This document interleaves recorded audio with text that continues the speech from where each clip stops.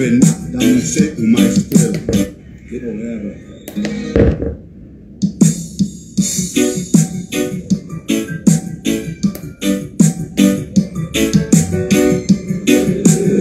transa, som, transa, som.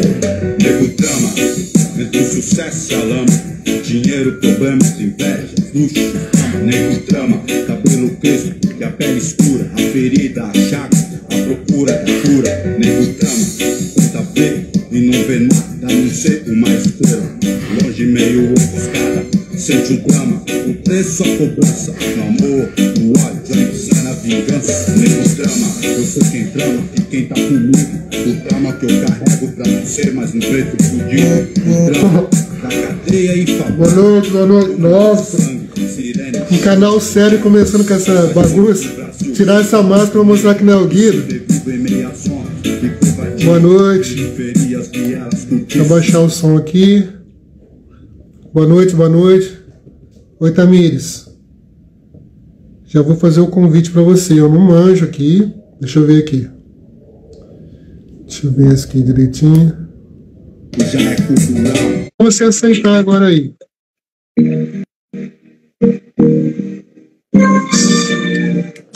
Aê!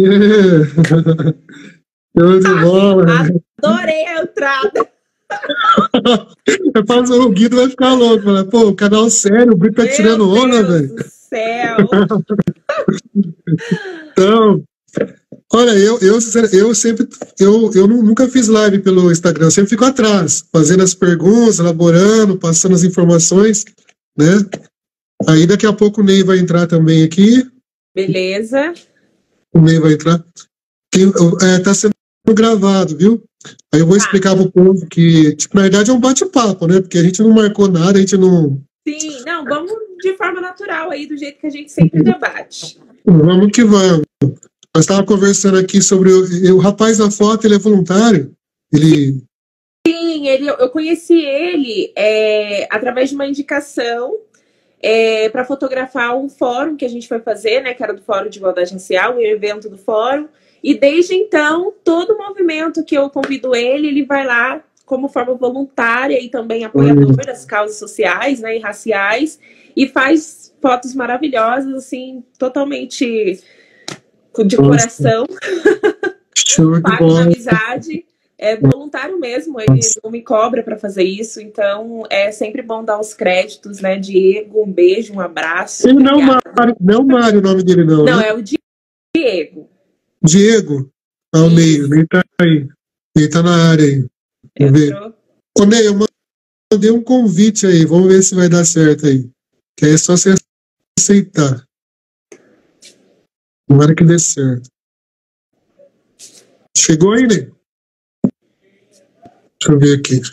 Normalmente essa parte aqui eu que vou fazendo com o Guido, de ajudar ele por aqui, sabe? Uhum. Mas hoje eu tô meio aqui, meio solo aqui, totalmente solo aqui. Mas fica tranquilo.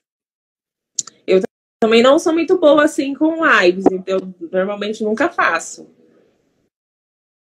Eu sinceramente, eu fazia a primeira vez, normalmente eu faço algumas coisinhas no TikTok, né? Às vezes, mas aqui depois a gente mostra. Olha lá, o Ney. Não entrou. Ah, Ney, entrou. Só virar a câmera, Ney. Só virar sua câmera aí. Reverter.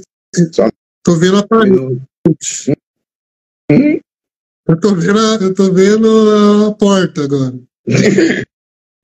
Cara, não quero virar, não consegue vir aqui, mano. Ah, calma, vi. Não, calma, tranquilo, isso aí. Ó. E aí, bem com vocês? Tudo de bola. Beleza. Gente, ó, não foi programado nada, não foi preparado nada, então, na realidade, eu gostaria que vocês se apresentassem. Eu não vou apresentar vocês dessa vez. Normalmente a gente tem um script, um protocolo que a gente faz no Sextou, sabe? Mas hoje é diferente a live, então eu gostaria que você se apresentasse, né? Bem, vamos que vamos. Beleza. Posso começar? Opa! Bom, meu nome é Tamires Maia, né? Sou ativista racial aqui na cidade de Taubaté, fiz parte do coletivo do Fórum de Igualdade Racial e, principalmente, fiz parte também da construção da Minuta, que cria o conselho que promove a igualdade racial na cidade, né? O maior embate que a gente está tendo hoje em Taubaté é a criação do Compir. Então, meu ativismo está totalmente voltado para isso agora. Sobre mim, não tenho muito o que falar. Meu currículo é desse tamanho, assim. Vale. Tudo bem, gente? Primeiramente, quero agradecer a oportunidade aí com vocês, nesse espaço tão legal. Vocês estão na house aí, os irmãos, das irmãs. Um espaço bacana mesmo, que a gente tem muito respeito, muito carinho, né? Muito afeto. Eu sou Claudinei, conhecido como Ney. Participo de alguns coletivos aí na luta, né? Sempre aprendendo, ouvindo mais do que falando. Estou hoje presidindo o Conselho de Promoção da Igualdade Racial da cidade de Aparecida e estamos juntos com os nossos irmãos, com as nossas irmãs, apoiando esse front aí na cidade de Taubaté. Entendemos que a nossa região é muito difícil, né? Muito difícil avançar nossas pautas. Eu gosto de colocar muitos números na mesa, né? Nós somos 39 cidades, só temos 6 conselhos. E desses 6, praticamente a grande maioria não corre com a sociedade civil organizada, né? Eles representam. A galera chega no conselho e acha que vira poder público, né? É extremamente difícil. E é um momento para a gente trocar uma ideia sobre isso também. Eu quero parabenizar você, Brito, a Tamires e os demais membros do fórum por essa resistência. Pode contar com o nosso apoio incondicional. O apoio do Claudinei, estando presidente, porque não é fácil. A construção dos conselhos é muito difícil, e depois manter o conselho tendo o olhar da sociedade civil, ouvindo o que o povo precisa, é mais difícil ainda, mas pode contar com o nosso apoio aqui sempre. E também do coletivo pelo qual eu participo, da Afro Norte, da Coalizão Negra por Direito, grupos esses que estão muito envolvidos na questão geopolítica. Pode contar com o nosso apoio. Estamos aí. É isso. Tamires, então, inicialmente, acho que seria interessante você contar sobre essa novela, sobre o que tem acontecido esses últimos 18 meses. Inclusive essa live aqui, eu depois vou fazer alguns recortes. A ideia é até fazer um pequeno documentário, viu? Tirar algumas partes daqui. Que a gente... Então, aí depois o Ney também poder falar sobre a sua experiência, Ney, a importância do Compir, né, Ney? Você sabe, né? Então, vamos lá. Depois eu tenho algumas perguntas para fazer, assim, que vem à mente, mas a live hoje a live é diferente, é bem... Se um quiser fazer pergunta para o outro, se algum irmão também aqui, por exemplo, a Érica, outras pessoas que estiveram na correria e quiser participar também, eu faço o convite, aos poucos vai aparecendo pessoas. Beleza? Fique à vontade. Perfeito. Eu acho que a ideia principal é justamente essa participação da sociedade civil, né? Para a construção e para essa pressão popular. Mas essa novela que já virou uma minissérie, né? Uma novela gigante, ela está se estendendo justamente porque não está tendo uma ação um pouco mais forte, talvez, da nossa parte. Acho que faltou muito disso, entendeu? Mostrar que existe em Taubaté uma comunidade negra. Ela pode ser 1%, 2%, 0,5%, mas ela existe, né? E se ela existe, ela precisa de política pública. Ela precisa ser vista, ela precisa ser assistida. Então, a gente tem um vereador que usa esse argumento, e até um número muito errado, que é de 4%, que ele coloca na cidade de Taubaté, que seria a comunidade negra, mas é 11%. Mas, como eu falei, mesmo que fosse 0,5%, política pública deve ser aplicada de forma democrática, de forma que está na Constituição, né? Então, essa novela se inicia lá em 2022, com um grupo muito grande de pessoas, de ativistas, de pessoas que promovem cultura, que promovem educação. E aí a minuta do conselho, o Brito, acho que até estava também junto na construção, o Ney também, A minuta é criada, né? E depois, no decorrer do ano, chega na mão do prefeito, o prefeito entra com apoio, que é o SAUD, né? O atual prefeito da cidade. E em 2023 ela chega, no comecinho de 2023, chega na Câmara Municipal. E desde que ela chegou na Câmara Municipal, ele foi engavetado, simplesmente. No primeiro ano de 2023, os primeiros meses, demorou muito tempo para sair da gaveta. E normalmente são 10 dias, né? O certo são 10 dias para passar nas comissões. Mas olha, ficou meses, 3, 4, 5 meses, até que a gente percebeu que nada estava acontecendo e que nenhum retorno positivo a gente estava tendo. E aí a gente começa a pressionar, a investigar. E a nossa primeira pressão que aconteceu é de irmos à Câmara, que foi o primeiro pedido feito, inclusive, para que entrasse em votação, foi aonde a gente descobriu que o vereador Alberto Barreto, ele ia contra totalmente a questão que colocamos no projeto, que era de 50% de pessoas, pessoas negras ou indígenas, que pelo menos metade fossem ocupadas por essas pessoas. Por que a gente pede isso? Porque a gente sabe que no município como Taubaté, se a gente não colocasse vamos colocar uma regra, né? Seria 100% de chance que essas cadeiras fossem ocupadas somente por pessoas brancas. A gente não tem aqui pessoas negras em posições de poder, ou ocupando, ou não são maioria dentro das instituições, inclusive, que são as instituições que indicam para as cadeiras, né? Então a gente colocou, sim, essa questão, esse número, né? Para que houvesse representatividade de fato dentro de um conselho que promove igualdade racial. Justo. Sabe, numa visão óbvia, é muito justo, né?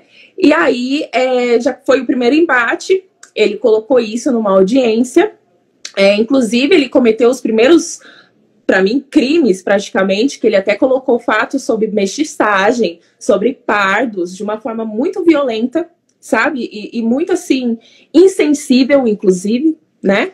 Que a mestiçagem não pode ser colocada de forma romântica, a gente sabe disso. O Brasil é sim um país das 3 raças, mas através dos estupros, através da imigração e através principalmente de um apagamento histórico, né?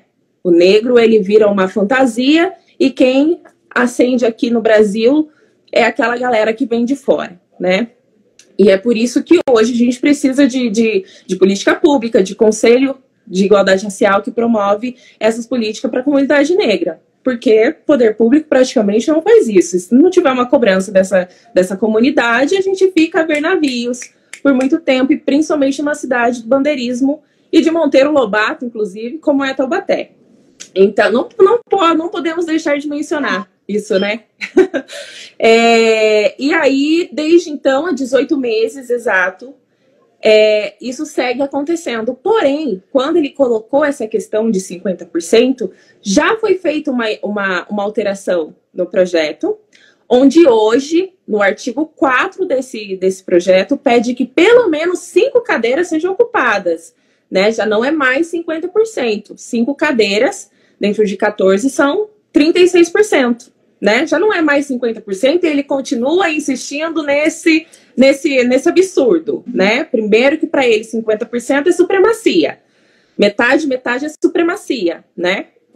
Não sei da onde que parecia tão óbvio para ele que 50% de negros dentro de um Compir seria supremacia negra. E também que medo é esse, né? De uma supremacia negra numa cidade que, segundo ele, tem 4% de negros. Mas, enfim, ele fez esse barramento, esse travamento durante todo esse tempo, usando o mesmo questionamento, né? E segundo ele, essa emenda, inclusive essa nova emenda que ele fez, ele pede que os negros dentro do Compir seja conforme o IBGE de Taubaté.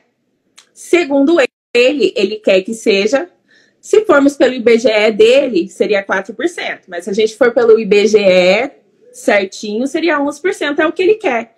Ou ele quer 4%, ou ele quer 11% de negros dentro do Compir. Mais que isso, não. Entendeu? Então, assim, que travamento é esse? Que medo é esse de que pessoas negras representem as suas próprias histórias, né? Representem a sua própria cultura? Não dá para entender.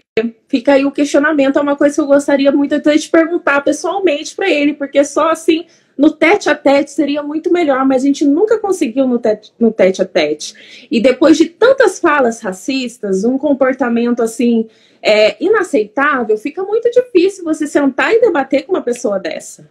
Entendeu? Fica muito difícil. Quem tiver essa coragem, olha, parabéns, vai lá.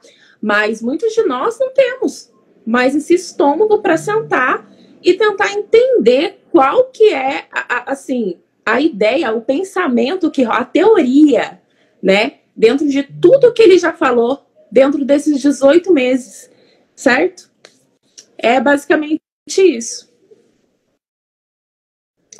Então, em relação a esse camarada aí, é o mesmo pensamento do Dentinho. O vereador Dentinho, já tive muitas discussões com ele, até mesmo pelo celular, né? Eu fiz um desafio para ele. O Dentinho, ele fez um vídeo altamente racista, onde ele deixa bem nítido no vídeo que se nós negros acendemos, que serão dos brancos. Ele fala isso no vídeo, né? E ele desafia algumas pessoas a irem com ele em algum lugar, né? Ele faz esse desafio. E eu propus esse desafio para ele.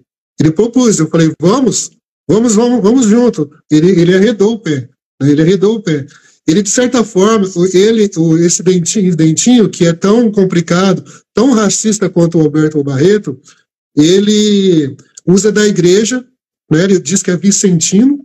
Ele faz cada vídeos horríveis, né? Eu queria, esses tempos atrás, eu tava com vontade de ir na igreja dele, fazer um desafio lá na igreja dele, que esses caras tem que matar no ninho, manja.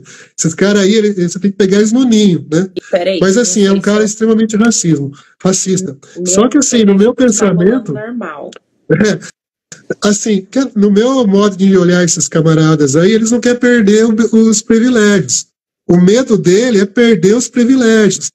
E é um medo, assim, aqui em Taubaté, 11%, né, de pessoas negras, mas é uma coisa assim, eu tenho uma colocação sobre isso, mas vou fazer depois, que, assim, eu vou falar por mim, nem vou falar pelo canal Se Eu Estou na House, é uma colocação que eu tenho em relação a esses privilégios, mas eu quero fazer um pouco mais no final, que é um cutucão que eu quero dar, sabe?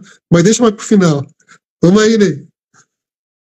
Então, eu estava ouvindo vocês falarem, a gente vive numa estrutura extremamente racista, né? Uma estrutura racista. O Vale, segundo historiadores, é uma das regiões mais complicadas do Brasil para a gente ser negro. E eu digo negro com pertencimento, que a gente vive também um grande moldal de afros conveniências, né? Nós não podemos fugir dessa lógica. Mas, se tratando de Conselho de Promoção da Igualdade Racial, nós temos apenas 6 municípios consolidados. Desses 6 municípios, eu tive a oportunidade, estando assessor direto na LESP, de ajudar na articulação, na construção de 3. Eu digo que nós participamos diretamente, eu acompanhei o processo, que foi, primeiro, na cidade de São José dos Campos, onde nós tivemos durante alguns anos um conselho indicativo e num governo progressista, onde o prefeito ditava quem deveria ser os membros do CONPIR. E o coletivo pelo qual eu faço parte, nós se posicionamos contra. Nós tínhamos o entendimento que o Conselho, ele segue toda a orientação do Estatuto de Promoção da Igualdade Racial, do Plano Nacional de Promoção de Políticas Públicas para a Igualdade Racial, do Tratado de Quioto, do Acordo de Durban. Então, não é uma brincadeira, é algo extremamente sério. E aí, em São José, qual foi o nosso posicionamento, tendo os nossos aliados estando no Conselho? Nossos aliados. A primeira gestão do Conselho em São José era com amigos, mas, porém, não tinha eleição.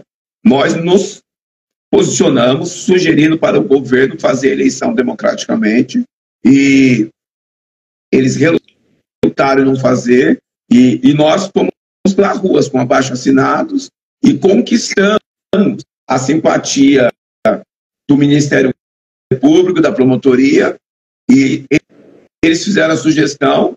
Em julho de 2017, nós tivemos a primeira eleição em São José dos Campos. E uma eleição extremamente bacana, onde votaram diretamente mais de 725 pessoas. E isso foi um avanço extraordinário, São José. Já a cidade de Jacareí, interessante, quando começamos a discussão dos conselhos, todos os grupos, existiam as pessoas que pensavam em ter, né, só pessoas ligadas ao determinado grupo dentro de uma bolha racial no conselho. E isso estava prejudicando as relações entre os nossos pares. E nós temos que pensar conselho cidade, conselho macro, né, fora da bolha.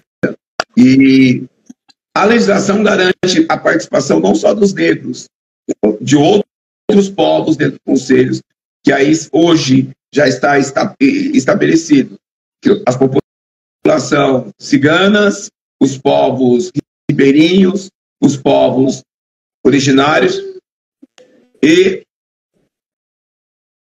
os afrodescendentes, negros, pretos e pardos, dentro de um conceito. E o conceito do CONPIR, ele é todo pensado historicamente na eliminação do racismo estrutural no Brasil, através de políticas públicas. É para isso que servem os conselhos de promoção de igualdade racial, que são órgãos indicativos, colaboradores para os poderes, e aí depende de cada município. Já em Jacareí, com esse avanço, a cidade avançou, e hoje tem um conselho muito participativo também. Já na cidade de Aparecida, a discussão, ela também veio pelo viés das mobilizações populares, mas eu acredito, como vocês estão fazendo em Taubaté há praticamente 2 anos, eu tenho acompanhado, mas com um outro fator dentro de tudo isso. A cidade de Aparecida, ela tem um IDH e um PIB construído sobre o elemento da manifestação cultural do povo preto. 96% de toda a riqueza econômica da cidade de Aparecida é oriundo do turismo religioso em elementos negros. São Benedito, patrono da cidade, Nossa Senhora Aparecida, padroeira do Brasil. E aí nós buscamos como estratégia, primeiro as ruas, né? Fazer primeiro o dever de casa. Foi praticamente, nós fizemos um acordo, Brito, que você na sociologia você sempre usa. Lavamos as nossas roupas dentro de casa e todo mundo saiu na construção de unidade. Nós convidamos para participar das manifestações todos os grupos. Lógico, Aparecida é bem menor do que Taubaté, então nós tivemos esse lado favorável. E depois de consolidar tudo isso, nós procuramos dialogar, já bem alicerçado na base, de cima para baixo, mostrando a participação do povo preto na construção social da cidade. E aí nós tivemos o apoio de grupos fortalecidos na história da sociedade, que eu acredito que é extremamente importante essas pessoas também virem para o fronte. Nós tivemos o apoio incisivo do MP, o apoio incisivo da Ordem dos Advogados do Brasil, o apoio direto da CNBB, o apoio incisivo das lideranças de matrizes africanas, e isso foram fatores fundamentais para criar uma grande pressão popular, organizada, e quando nós chegamos no Poder Legislativo, existiam sim, viu, alguns vereadores que se posicionavam contrário, mas por desconhecer o Estatuto de Igualdade Racial e os nossos direitos. E aí nós tivemos uma reunião com esses grupos, com essas alianças, com a mesa diretora, e sugerimos que o Conselho Municipal de Promoção da Igualdade Racial na cidade de Aparecida tivesse votação unânime. Nós revertemos o processo. E aí nós conseguimos consolidar a aprovação do CONPIR de maneira unânime, e depois nós ficamos praticamente 10 meses, todos os dias, interruptíveis, tentando fazer com que muda-se o presidente da Câmara, Aparecida sai prefeito, entra prefeito, e aí eles nos travaram aonde? Não foi só 1000 maravilhas, não. Num regimento interno. Nós ficamos 10 meses negociando com o Poder Executivo a aprovação de um regimento interno. Quando eles protocolaram o regimento interno de outros 2 conselhos que foram indicativos, que não tiveram eleição, que não teve chamamento público, que nem o do COMPIR, primeiro do que o nosso, nós fizemos o quê? Entramos com uma ação, crime de racismo, de tratamento desigual. Aí que deu certo. Aí troca-se o prefeito, entra o vice atual, e fomos até a Secretaria de Cultura, e o atual secretário, tivemos uma reunião muito objetiva, que cansa, né, ficar discutindo o óbvio sempre, e foi aprovado o regimento interno. Agora, o legal, quais são as vantagens do Conselho? Foi a pergunta que você fez, né, Brito? Brito, na cidade de Aparecida, pela primeira vez na história, os editais tiveram mais de 40% de pessoas pretas e povos originários participando direto. Porque o Conselho Municipal sugeriu, que é dever do COMPIR sugerir políticas públicas ao Executivo que fizesse a busca ativa dos artistas e atores de cultura. Como nós já tínhamos, a gente estava no front, na base, a gente sabia que a Aparecida você tem muita gente que vive da cultura preta. E aí nós garantimos 40% de fomentadores de cultura da Lei Paulo Gustavo, artistas e proponentes negros. O Conselho Municipal de Promoção da Igualdade Racial da cidade de Aparecida, ela sugeriu que na Lei Aldir Blanc se repetisse a mesma lei. E deu certo. 2 experiências satisfatórias.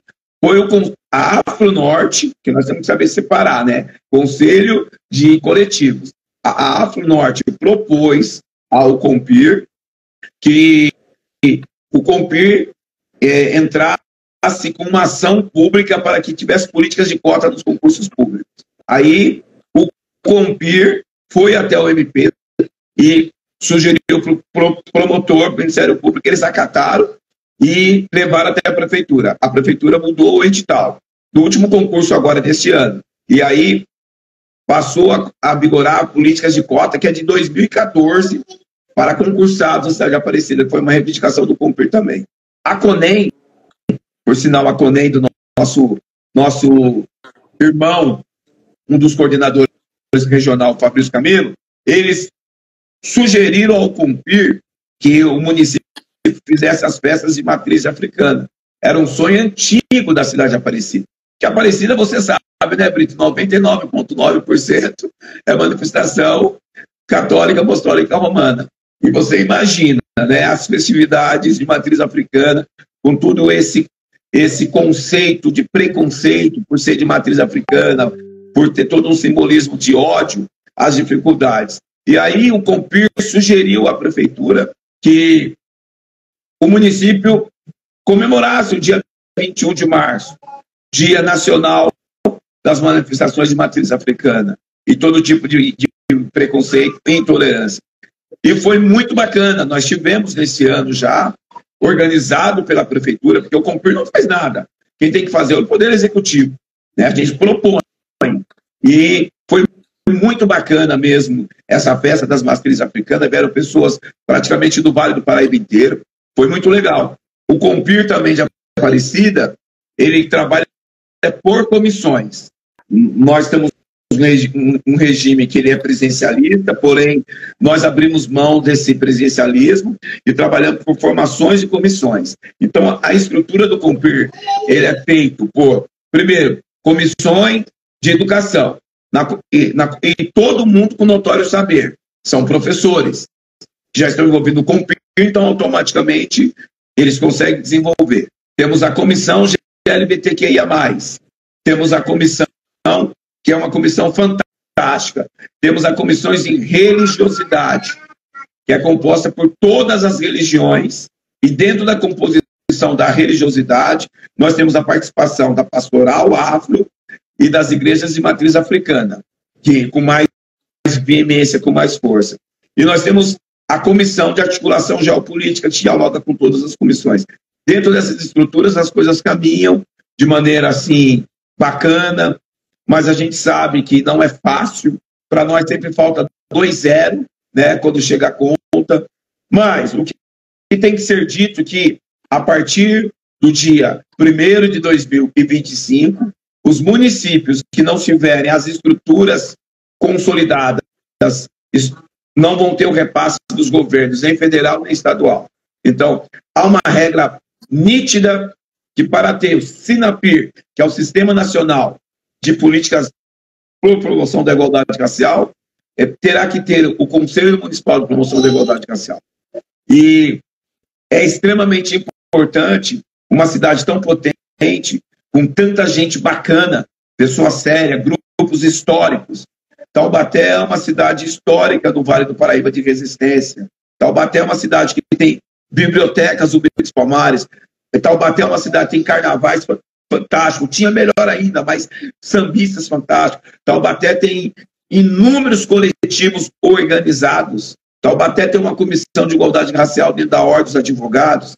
Taubaté teve cursinhos. Os nossos cursinhos da Uniafro Brasil, nós ficamos durante 4 anos aí em Taubaté, tendo alunos fantásticos. É extremamente importante a aprovação desse conselho e a unidade desse povo. E nós estamos juntos nessa construção de unidade. Nós defendemos que o nosso povo deve caminhar sempre junto. Aquele selo que o nosso querido saudoso Luther King e Malcolm X apertaram a mão naquele gesto simbólico, ele precisa ser feito em todo o Vale do Paraíba. E eu não ficarei quieto, ficarei sempre inquieto nessa luta ajudando vocês. Quero dizer que para o coletivo pelo qual nós fazemos parte, todos são importantes, mas eu quero parabenizar, e já parabenizei pessoalmente, mas em público para deixar registrado a coragem, a ousadia, o preparo e a competência dessa jovem liderança Tamires em fazer aquele vídeo e fazer essa divulgação. É sobre isso. Nós precisamos parar de discutir o óbvio, nos despir dos nossos egos e potencializar novas lideranças. E podem contar conosco aqui sempre, para quem sabe, já a partir de 2025, Taubaté também passa a ter um Conselho Municipal de Promoção da Igualdade Racial. Perfeito. Show de bola, Ney. Tamires, eu queria perguntar, na verdade, 2 coisas para Tamires, assim, que vem em minha mente. Igual eu tô falando para vocês, não teve, essa live não teve nenhum preparo e tal, agora também no improviso. Já que você citou esse fato, Ney, 2 coisas que eu queria perguntar para Tamires. Primeiro, eu, por exemplo, na sociologia, nós falamos sempre da primeira socialização, da importância da primeira socialização, tanto de maneira negativa quanto positiva. Né? Eu tenho 2 crianças, tem 8 e 10 anos. O meu filho, por exemplo, há 3 semanas atrás, passou pelo primeiro momento que todo homem negro passa. Com 10 anos ele sofreu foi vítima de racismo. Né? E você tem um trabalho maravilhoso que eu tenho acompanhado já faz um tempo nas escolas. Porque esse trabalho dessa conscientização da primeira socialização da criança, para mim, é algo fundamental. E é algo corajoso também, porque você está numa cidade igual Taubaté. Você chegar numa escola, por exemplo, eu sou de Campinas, vocês sabem disso, eu estou aqui faz 12 anos. A realidade de Campinas, lá também é uma cidade extremamente racista, mas a quantidade de negros lá é muito maior do que aqui. Então, o ato de você chegar numa escola e falar sobre a luta antirracista com crianças é um ato de extrema coragem também, porque com a criança não, porque criança é criança, mas nós estamos na cidade racista em relação aos pais mesmos, né? Os pais, eu falo não das crianças, uma criança é criança, falando dos pais. Então, eu gostaria que você falasse um pouco sobre esse trabalho que você tem feito nas escolas, né? Eu também eu vi o Jonas, o vídeo dos Jonas também nas escolas, e depois também que você falasse sobre os próximos passos, né? Da luta, sobre terça-feira, os próximos passos. Perfeito. Ney, parabéns pela bebê. Só para descontrair aqui um pouco. Sair um pouco do... Ai, que coisa linda, gente. É a Liz. Qual é o nome dela? Liz. Liz. Oi, Liz. Tudo bom? Oi. Oi. Bom, mas vamos lá. Essa luta antirracista, né, que inclusive é a aplicação de uma lei, 10.639, é até muito interessante quando você fala isso dessa oposição que a família pode ter, né, referente, e tem muito, mas a gente tem sempre que lembrar que nós estamos respaldados pela lei, né? Existe uma lei que obriga que as instituições escolares apliquem a educação antirracista, que é o ensino da cultura africana e afro-brasileira. Tem que estar no currículo escolar, certo? Mas eu inicio nessa atuação através do Fórum de Igualdade Racial, né? Que ele se mantém depois da criação da minuta. A gente criou o primeiro fórum para fazer a minuta do conselho, né? Para a criação do conselho. E aí ficou-se ali uma meia dúzia de pessoas que preferiam seguir com o trabalho de atuação, inclusive para fiscalizar, né, a criação do conselho. E também diversas demandas que foram chegando para a gente em relação às escolas. É aonde a gente começa a fazer a educação antirracista com o projeto Reconstruir. E é só aqui em Taubaté a gente já passou por praticamente todas as escolas, né? Principalmente as estaduais. As municipais, existe ali uma certa dificuldade para entrar. Existia, né? Eu acho que há 2 anos atrás era um pouco mais difícil, mas hoje a gente está com uma Secretaria de Educação que é admirável. Inclusive ontem nós estávamos no encerramento da trilha antirracista, que é feita pela Secretaria de Educação aqui da cidade, por 2 mulheres negras, inclusive, que compõem um grupo de 3 mulheres, né, que reconhecem essa necessidade e estão fazendo um trabalho maravilhoso com os gestores e os professores da rede da educação pública em relação à educação antirracista. E aí a gente vem, olha que o que é interessante também, que a gente inicia no mesmo ano a trilha antirracista da Secretaria de Educação, começou em 2022 e a gente também começou a atuar em 2022. Então eles começam a trabalhar com a gestão e com os professores e a gente com os alunos, entendeu? Então, assim, dentro desses 3 anos, praticamente, a gente já atingiu muitos alunos. Da última vez que eu contei na nossa ata, foram 3.000 alunos atingidos, né? A gente chegou a ter acesso a colégio particular, sabe? Que foi, inclusive, o Marilac, nós estivemos lá, estivemos no Balbi também, que são colégios que são dominados por pessoas brancas, né? É 1 ou 2 que é negro que está ali dentro. E a gente teve essa abertura, conseguiu ter acesso aos alunos, fomos muito bem recebidos e acolhidos pela gestão, que reconhece também a necessidade da educação antirracista, mas, infelizmente, a falha dessa lei, é a não formação que não chega para os educadores, né? Então, a trilha antirracista da secretaria, ela faz essa educação com os profissionais, que é o que falta para ser colocado em prática dentro da escola, a educação antirracista. Mas ontem também eu fiz uma reflexão, quando estava lá no evento, que é sobre o quanto esses gestores estão dispostos, de fato, a colocar a educação antirracista dentro da escola, que é muito fácil, né? Fazer a formação, muito bonito, fazer foto, mas será que a desconstrução realmente acontece? Né? Que ela não vai acontecer com uma semana, 2 semanas de curso, disso, daquilo. É uma coisa que precisa ser feita, trabalhada diariamente, e a pessoa precisa estar disposta, entendeu? Tem muitas escolas que a gente já passou, que a gente via uma certa resistência, né? Diante da gestão em relação à educação antirracista, se era realmente necessário, se é realmente tão grave assim. Mas aqui na escola não acontece racismo. Mas aí quando a gente passa na sala de aula, a gente recebe diversas denúncias, com o gestor presente dentro da sala. E aí? Como que não acontece racismo? Entendeu? Então, até que ponto que a gestão está conseguindo identificar violência racial dentro da escola? Porque o que passa na TV, está lá na TV, está em outro lugar, mas o que está na sua realidade, no seu dia a dia? Entendeu? Como que está combatendo isso?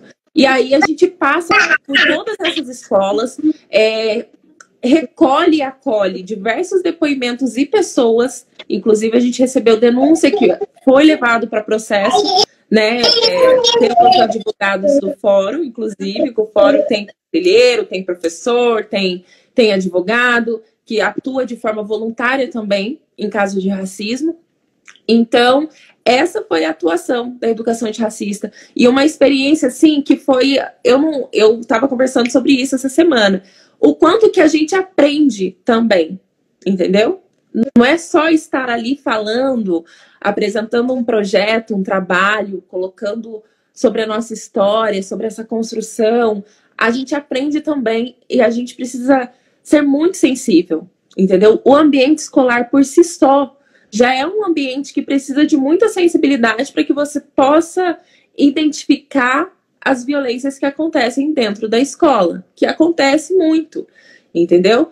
E aí fazer essa troca com os alunos que estão ali dentro, né, que passam a maior parte do tempo ali dentro, sendo cobrado pelas matérias, pelas provas, e aí entra o bullying, o preconceito, o racismo, que é aquele racismo recreativo, que ele leva ali desde o primeiro ano até o 9º ano, sem falar nada, entendeu? Ou no meio desse caminho entra em depressão, ou ele se mata, como a gente já viu acontecendo esse ano, né, aqui no Brasil. Então, assim, são realidades que muitas das vezes eles não têm conhecimento, eles acham que não o racismo ele acontece tão naturalmente, né, que para eles é natural também, entendeu? Eles não entendem que é um crime, eles não entendem que o adolescente pode sim responder por isso, eles não entendem que o professor tem que ter um posicionamento sério, que a gestão tem que ter um posicionamento sério, entendeu? E que ambos podem ser processados, não só quem praticou, como quem passou o pano, entendeu? É isso que tem que acontecer. É esse conhecimento que a gente leva para as escolas, além da cultura afro-brasileira, entendeu? É ajudá-los a identificar o crime racial, para que haja denúncia, para que haja o combate, para que a gestão consiga ver que ali está acontecendo algo que é terrível, que acaba, inclusive, com a facilidade que o aluno tem, muitas das vezes, de aprender. Conforme ele vai sofrendo essa violência, ele já não tem mais essa facilidade, porque isso atinge o processo dele de aprendizagem, entendeu? E o que é muito interessante no ambiente escolar, que eu enxerguei, tive essa visão sensível para isso, inclusive, estando mais tempo dentro da escola, que hoje eu trabalho dentro de uma escola, é como a violência, as violências que acontecem são diferentes. Por exemplo, a violência da homofobia, ela só vai acontecer no Fundo 2, quando o aluno já está no 6º, no 7º, no 8º ano. Mas lá no Fundo 1, do 1º ao 5º ano, ela não acontece. O aluno que ele se identifica com outro gênero, ele não é excluído pelos colegas. Muito pelo contrário, muito bem acolhido, participa de todas as brincadeiras. Se ele é um menino mais afeminado, que se identifica com coisas mais de menina, as meninas vão acolher ele no grupo. Se em algum momento ele quer brincar com os meninos acolhem ele no grupo, entendeu? Agora, se você pegar um garoto negro que está no 4º ano, como eu tenho essa experiência lá com o aluno, ele vai te contar relatos raciais desde quando ele estava na creche, entendeu? Então, a violência, ela acontece, a da homofobia, racial, né, da gordofobia, tudo isso aí. Mas o racismo, ele é persistente desde quando você está na barriga da sua mãe, entendeu? Ele se inicia desde os seus primeiros dias de vida, certo? Então, uma criança negra, ela já vai saber relatar violências raciais que ela já sofreu. Quando você senta e conversa com ela, com uma criança de 9 anos, ela vai te contar coisas que ela sofreu lá no 1º ano, entendeu? Com 6, 7 anos de idade. E aí, quando ele chega no Fundo 2, se não tiver um respaldo, não tiver um acolhimento, para ele se torna natural, entendeu? Aí, quando chega no Fundo 2, que ele já é um adolescente e convive com outros adolescentes, né, que eu considero a adolescência, inclusive, a fase mais difícil do ser humano, é aonde ou ele dá evasão escolar, ou ele não aprende dentro da sala de aula, e é tido como aquele aluno ruim, aquele aluno que não vai dar para nada, entendeu? Mas a gente não entende, a gestão não entende, o profissional que está na sala de aula não entende. Qual que é a história desse aluno em questão à violência? Entendeu? Por que ele não desenvolve dentro da sala de aula? Então, a educação antirracista traz tudo isso, certo? Em relação aos pais, sempre que a gente ia levar, quando nós víamos necessidade em estar em certa escola, ouvíamos isso. Nossa, mas e os pais? O que os pais vão achar? Porque a gente aborda sobre religião, a gente vai abordar sobre tudo, né? Que é isso que a lei pede, certo? A resposta é essa. Fulano, estamos respaldados pela lei. A escola está respaldada pela lei. Ela está aplicando a lei 10.639/03 de 2003. Entendeu? É obrigatório. Quer pai, quer não queira. Se o pai quer ou não, não é problema nosso. Não é problema seu, inclusive. Entendeu? Ele que vire presidente e mude a lei. Certo? Então, é uma necessidade muito grande. Vai passar anos, décadas, e essa necessidade ainda vai ser persistente, entendeu?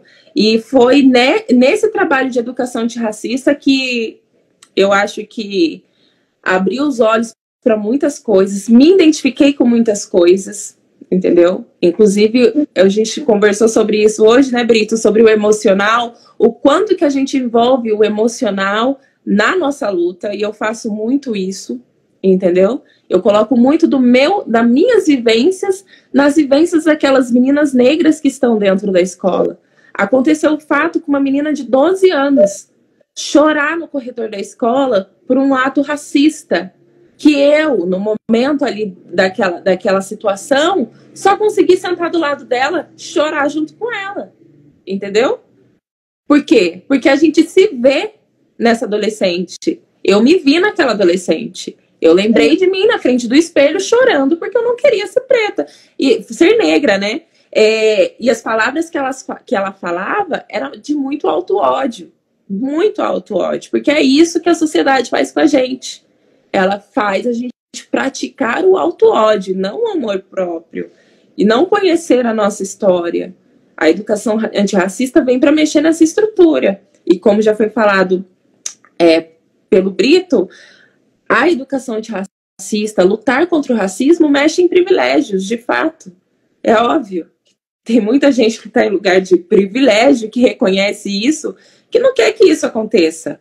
Certo? Reconhecer a sociedade racista brasileira é também fazer o reconhecimento de privilégio. Combater isso é tirar esse lugar de privilégio. Entendeu? Então, é isso. É a sensibilidade, é a necessidade, de fato, e um estilo de vida. Depois que a gente começa a fazer isso, vira um estilo de vida. Posso acordar em um dia e falar, hoje eu não quero saber de nada, não quero nenhum problema, não quero falar nada sobre isso, mas em alguma parte do meu dia, alguma coisa vai acontecer que eu vou precisar me posicionar como a Tamires Maia que sou, entendeu? De forma incisiva, de forma combativa, e chego até a ser chata, entendeu? Faço inimigos, faço muito mais inimigos do que amigos, porque a gente parece que é louco, que é problemático, entendeu? Não me importo com isso. Estou cumprindo a minha missão, certo? E eu me pego muito com a frase de Frantz Fanon também, que é: toda geração tem a sua missão. Ou a gente cumpre ela, ou a gente trai ela, certo? Então, eu cumpro ela. Só isso. O Brito, é só pegar um gancho do que a Tamires disse sobre a questão do nosso esforço individual num ambiente onde deveria ser prática coletiva e política de Estado. Está ocupando as escolas com essas palestras. Uma das vantagens que nós percebemos em 2 momentos de experiência, estando na articulação do Conselho de São José e estando agora presidente no Conselho de Aparecida é que a gente faz valer a lei, faz cumprir a lei. Lei foi feita para ser cumprida. Nós sabemos que a 10.639 ela ganhou vários dispositivos favoráveis. Só para você ter uma ideia, em 2006, toda a escola brasileira recebeu do governo federal um kit de educação antirracista, todas as escolas. Depois isso, novamente, em 2009, depois em 2012, por 3 vezes consecutivas, no Brasil, todas as escolas foram municiadas com instrumentos para se aplicar a 10.639, mas nós sabemos que se a estrutura é racista, a direção é racista, o professor é racista, isso vai ficar engavetado e empoeirado. E estando ocupando o cargo de assessor de política de igualdade racial da maior cidade do Vale, a gente percebeu que isso estava empoeirado de fato. Então, é de se louvar os esforços isolados, né, de grupos iguais ao Fórum, então, até que vão nas escolas e fazer essas ações. Mas o Conselho, ele tem um papel fundamental, que é denunciar. E as denúncias do CONPIR, ela tem um impacto de aceitação de quem tem que fazer cobrar, valer, muito maior do que as denúncias dos movimentos, até mesmo organizados. A gente percebe essa diferença. Aqui em Aparecida, só para se ter uma ideia, Tamires, um dos conselheiros trouxe uma denúncia ao CONPIR dizendo da aplicação superficial da lei. O que nós fizemos? Nós simplesmente sugerimos que o Ministério... Levamos à Ouvidoria de Educação. E a Ouvidoria de Educação sugeriu que se aplicasse a contrapartida da escola. Todos os professores de todas as disciplinas tiveram uma capacitação, todos, e depois, em parceria, por indicação do CONPIR, na rede municipal, aqui foi o inverso, foi a rede municipal. Todos os alunos receberam treinamento lúdicos para reduzir, minimizar as ações racistas no ambiente escolar, que, de acordo com pesquisas recentes, é o ambiente mais hostil para a juventude preta, é a escola, onde as crianças e adolescentes negros mais sofrem traumas, é dentro da escola. Olha que interessante. E tiramos propostas. Esse é o papel do CONPIR. A partir de 2025, nós teremos o CONPIR Mirim. Toda a escola do município de Aparecida irão escolher, através de votação, como um grêmio estudantil, 3 representantes por escola para compor o CONPIR Mirim. E aí a gente consegue alimentar uma rede de ativistas, para a gente não ficar com os mesmos, a gente ficar com as 200 pessoas. Se vocês me perguntarem, Ney, das 39 cidades, quantas pessoas você acha que está nesse fronte com a gente? Mas não chegamos a 200, nós estamos tendo uma bolha. Então nós precisamos romper essa bolha. Isso, nós falamos sobre isso esses dias, né, Brito? É muito traumático. E aí nós temos presas fáceis. E quando a gente molda uma estrutura diferente, as coisas avançam. Então, nós estamos muito esperançosos que, com esse CONPIR Mirim nas escolas, o próprio público do ambiente escolar, eles irão fazer valer as atividades. Em caso de racismo, eles irão fazer as denúncias, aonde deve ser feito, criança é conselho tutelar. Nós temos uma legislação muito rica, nós temos um conselho tutelar referência internacional, conselho brasileiro, mas que algumas denúncias não têm tanto impacto, porque está inserido no racismo estrutural e sistêmico, que se muda. Então é sobre isso. Parabenizo vocês por fazer esse trabalho de formiguinha, que não é fácil, mas nós estamos buscando esses avanços de maneira macro. E por isso que nós estamos com vocês, para a gente caminhar junto. Eu tenho certeza que, se consolidando esse Conselho de Promoção da Igualdade Racial na cidade de Taubaté, pelo menos, vamos dizer, as nossas armas, elas possam ser de maior calibre para a gente fazer um debate mais não responsável, mas com mais impacto de retorno para os nossos objetivos. Perceba que o Compir traz esse retorno.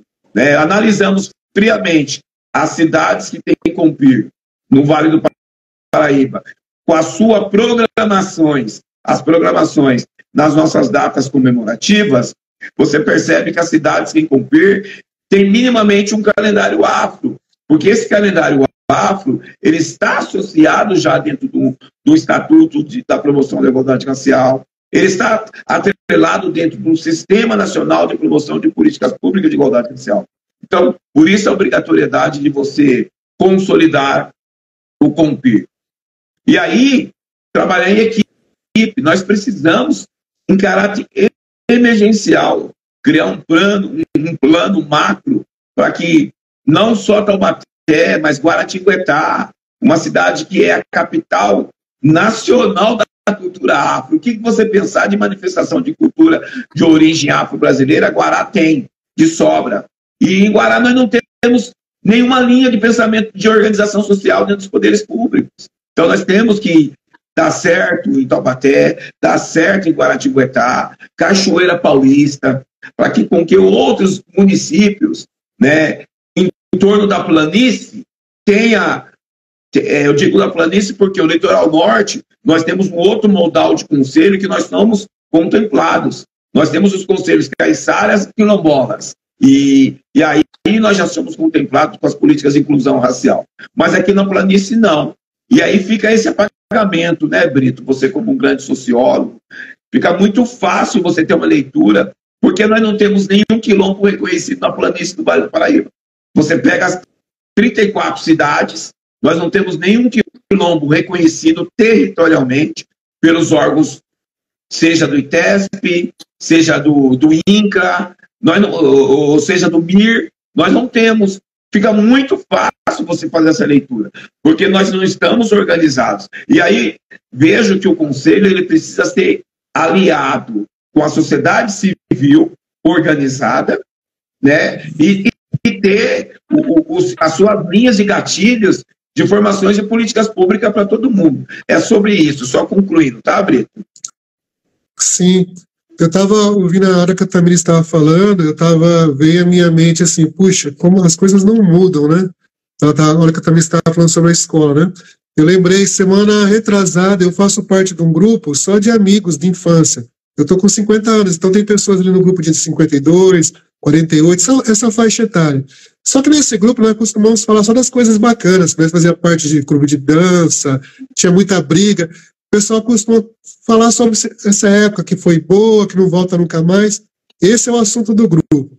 Só que agora faz três semanas eu postei um vídeo no grupo, meio politizado, né? Falando sobre luta racial. Aí um irmão, um camarada que eu conheço desde criança, ele, Delei, o pessoal chama de Delei em Campinas, porque esse irmão, ele é um negro retinto e é bolsonarista. Velho, não sei o que, começou com uns papos lá, né, de que racismo não existe, não sei o que, essas ideias, um homem negro. Só que o que acontece? Eu comecei a falar, e alguns amigos mandaram mensagem, Delei, não fala não, que ele é assim, não sei o que. Eu falei, não, vamos tocar nesse assunto. Eu comecei a entrar nessa pauta racial, né, e na pauta machista também, né, porque esse amigo, ele estava postando várias coisas, fazendo vários comentários homofóbicos no grupo. E todo mundo estava calado, todo mundo quietinho, ninguém dando, sabe, assim, alguns até colocando alguns risos. Eu falei, não é assim. Beleza, eu comecei a falar algumas coisas no grupo, comecei a explicar, porque assim, eu era um cara que eu andava com várias turmas, eu conhecia muita gente mesmo em Campinas. Só que é o seguinte, é um cara que vivia sorridente, participava de vários grupos e tal, mas ninguém sabia o sofrimento que eu sofria. Eu não gostava da minha pele. Tá vendo essa careca aqui? Eu fiquei careca com 20 anos. Por quê? Eu passava alisando. O Ney deve lembrar do filme do Malcolm X, nessa época, né, amigo? Lembra aquela parte que o Malcolm X, ele coloca a cabeça lá no lavava o cabelo? Cara, isso acontecia comigo. Eu passava um tal de Alisabel, depois passava detergente, porque ficava muito liso. Eu ia com o cabelo igual do Michael Jackson, ou seja, eu tinha raiva da minha pele, eu tinha raiva dos meus traços. E eu chorava, eu lembro que eu chorava em cima do telhado, chorava pra caramba no telhado. E quando eu comecei a relatar esses lances no grupo, comecei a falar, vocês lembram, nós cumprimentava de mão, nós não tinha coragem de dar um abraço, porque nós tínhamos esse lance machista, porque dar um abraço na minha época, para nós era um lance, sabe, nós era terrível, nossos pensamentos, né? Nós não tínhamos lance de partilhar, por exemplo, eu falar de um sofrimento, uma luta minha com outro camarada de infância, era demonstrar fraqueza. Só que a partir do momento que eu comecei a desabafar nesse grupo, contar a minha realidade, 3 camaradas do grupo vieram conversar comigo no privado. Cara, eu passava por isso, só que eu nunca quis falar. Então aí você vê, eu percebo assim, a necessidade que a gente tem desse aquilombamento, sabe? Porque de a gente estar junto, Hoje mesmo eu fiz uma pergunta pro pessoal do grupo Pais Preto, que eu participo às vezes de Terá Pretos. É super libertador, viu? Só que eu não tenho participado que é de domingo, né? Cara, e é muito interessante. Aí me veio a boa nova do Ney. Isso que você falou, Ney, do comprir das crianças, né? Nossa, isso aí, cara, isso é maravilhoso, velho. Isso é maravilhoso, porque imagina uma criança que começa a participar de um comprir. Qual que é o nome? Comprir de criança? O nome Mirim. Cara, é outra pegada. Eu olho a Tamires aqui. Eu, infelizmente, comecei a ter meu letramento racial muito tardio. E esse lance, a Tamires falou de perder amizades. Tamires, eu perdi não. Eu não vejo como perca assim hoje, assim. Eu deixei de conversar com muita gente hoje em dia. E quando o Tamires, olha, eu queria ter a mentalidade da Tamires com 30 anos, há 20 anos atrás.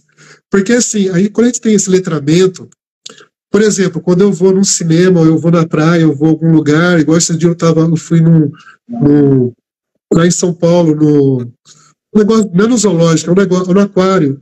Você chega nesse lugar, não tem como, cara. Você olha para os lados, não tem como você não observar. Você fica, quando você olha assim, poxa, só eu de negro, 2 negros. Eu fui no jogo do Corinthians esses dias, cara. Eu fui no jogo com meu filho. Eu fui assistir o jogo que esse cara nas cadeiras, eu ficava olhando pro lado, assim, pô, só 5, 6 negros, a maioria dos negros tudo lá embaixo, lá, sabe? Então, esse letramento racial é algo assim que nos incomoda, porque a gente perde o sossego. Vocês estão nessa. É verdade. A gente perde o sossego, a gente não tem aquele lance de, sabe assim, eu vou sair por aí, eu vou. Igual um colega meu falou, Danilo, que ele vai na praia e ele consegue se desligar do mundo. Cara, a gente não consegue, né? Mas assim, eu tô vendo 2 coisas aqui interessantes, assim, várias coisas, né? Mas eu olho para a Tamires e falo, cara, tem jeito. Sabe, um exemplo que eu acho que ainda tem jeito é olhar para mim, sabe? Eu olho para mim assim, eu falo, caramba, não que eu não tinha. Esses dias um colega meu, Júlio, né, ele começou a discutir comigo, que eu falei que ele não me reconhecia mais. Ele falou, não, você já tinha essas pegadas no passado, começou a contar umas histórias que eu tinha esquecido. Mas assim, eu olho para você, eu olho para mim, eu olho para vocês, eu olho para mim, eu falo, eu tenho essa mania hoje de bater de frente com alguns colegas meus que são negros e não entenderam o que é letramento, porque eu olho para mim, gente. Eu estava até conversando com o Wilton esses dias, o Wilton, a gente tem um carinho por Wilton, isso é fundamental, e o Wilton é grande responsável na minha mudança. Sabe por que eu estava falando isso com o Wilton? A necessidade da gente, às vezes, não está preocupado em acariciar, em passar a mão na cabeça quando a gente erra. Eu fui para São Paulo com o Wilton uma vez, foi eu, o Bob e o Giovanni, nós fomos no Circo Palmarino. Isso faz uns 6 anos. E eu lembro que na volta, não lembro se foi na volta, nós viemos conversando alguns assuntos e eu falei um monte de idiotice. Só que o Wilton, gente, ele podia muito bem falar, acho que faz uns 7 anos, tinha acabado de conhecer o Wilton. Ele podia falar assim, poxa, eu não vou falar nada pra esse cara, não. Ele simplesmente começou a falar, Brito, eu não concordo com você está falando, mas eu respeito, eu não concordo, e nós estamos conversando. Eu lembro que depois de alguns dias, eu estava vendo algumas reportagens, na minha cabeça vinha assim o Wilton falando, eu não concordo com o que você disse, mas eu respeito. Esse não concordo que o Wilton fez mudou muito meus pensamentos, minha modo de agir. Porque se o Wilton tivesse passado a mão na minha cabeça, não, Brito, não, tá certo, sabe? Cara, eu estaria cometendo os mesmos erros. Então, às vezes a gente perde a gente perde realmente amizades, algumas pessoas, várias pessoas se afastaram de mim, tem pessoas que mandam mensagem de Campinas para mim e falam assim, Wanderley, você passa racismo explícito o tempo todo em Taubaté, porque você fica postando, eu posto muito, gente, eu sou católico, mas eu posto muito não contra a igreja, contra a ação dos católicos, né? Eu posto muito contra a homofobia. Tem muitas pessoas lá em Campinas que dizem que perguntam se eu sou hoje de religiões de matriz africana, eu não sou. É uma coisa que todo mundo me pergunta também. Isso a gente tem em comum. Eu acho que todo mundo que é ativista do movimento negro já ouviu essa pergunta. Você é de religião do candomblé ou da Umbanda? Sabe? Como se fosse um critério. É muito, inclusive, precisa ser estudado isso, né? Então, desculpa dar um tiro, foi esse.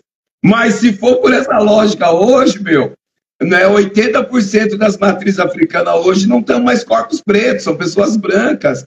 Tem indicadores que fazem esse apontamento, né? Até porque é muito caro ser de matriz africana hoje. Eu estava lendo uma pesquisa esses dias, muito recente, né? É muito louco, eu vou dizer. Mas a nossa população é 68% dos evangélicos. Por quê? Porque trabalhos de base deixaram de ser feitos. A FNB fazia lá atrás. O que nós estamos fazendo aqui hoje, os nossos avós, pelo menos os nossos avós faziam 70 anos atrás, organizado. Nós tínhamos jornais nos morros, nós tínhamos nossas escolas próprias. Hoje, o Brasil tem 3 escolas de propriedade de preto, que é da Bárbara Carine. A galera tinha isso em 1935. Então, a gente... é muito louco. Eu estou pegando gancho sobre a questão das matrizes africanas. Quem estão ocupando os morros hoje, as favelas, as palafitas, né, as ocupações, é uma galera neopentecostal, que quando o filho morre com um tiro na cabeça, que o próprio grupo ideológico que esses caras defendem e matam, chega lá e acolhe essa mãe, dá uma cesta básica, dá colo, e aí essa galera em massa, nós estamos falando em massa, vai tudo para um lado do apelo emocional, né? Mas da benfeitoria individual. É muito louco. Em contrapartida, as denominações nossas de matriz africana, e não só a denominação, viu, Tamires? Nós coordenamos uma pesquisa recentemente aqui no Vale do Paraíba, e que eu virei o CRIS. O Ney foi o CRIS durante 2 anos e meio no Vale. Só porque eu assinei a pesquisa da galera, quando eu estava no Uniafro Brasil, sobre o nosso pertencimento. Nós estamos sendo pedidos de cota hoje para estar em grupos de capoeira. Nós temos que pedir cota hoje para participar de clube de maracatu. Nós temos que pedir cota hoje para estar em escola de samba. Eu estou falando da nossa realidade. Eu estou falando do eixo Jacareí-Lorena. Isso é fato. A festa de São Benedito também. A festa de São Benedito. Para a festa de São Benedito, nós não temos nem condições de pedir cota, porque não tem. Reis e rainhas da festa de São Benedito viraram pessoas símbolo de ostentação geopolítica. E isso é muito louco, cara. E eu acredito que os compirs organizada, porque aí nós temos que pensar de maneira, que nem eu vi o irmão falando aqui, afetuoso, com muita afeto mesmo, pegar um na mão do outro, a gente vai conseguir, pelo menos, romper essa bolha da gente ser os odiados do rolê, porque não é bom você ser odiado, né? Não é bom. A gente viu o que eles fizeram com Marielle. Eles fazem com o Bila Preto, com Toninho de Campinas. Então a gente precisa estar nos brindados de pessoas. Quando falo brindado, dentro das instituições. E os conselhos, por isso que essa resistência tão severa na região, né? A região é mais racista do Estado. Ponto. Por N fatores. Em outro momento a gente pode dialogar sobre isso. Mas eu acredito firmemente que a consolidação dos conselhos abre caminhos, sabe, arromba a porta. E aí eu quero dar o exemplo de Jacareí. Olha, Jacareí, onde você vai imaginar numa gestão de um prefeito ideologicamente num campo da direita, um conselho consegue criar uma praça com o nome de Marielle Franco? Olha. Não. Não é uma coisa muito interessante?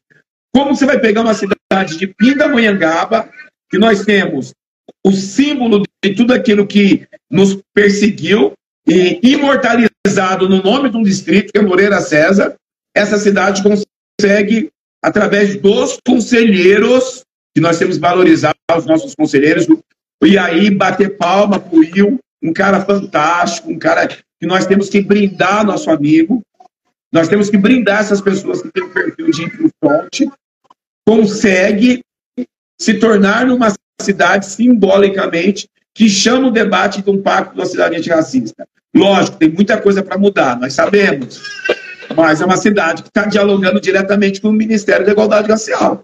Isso é fato.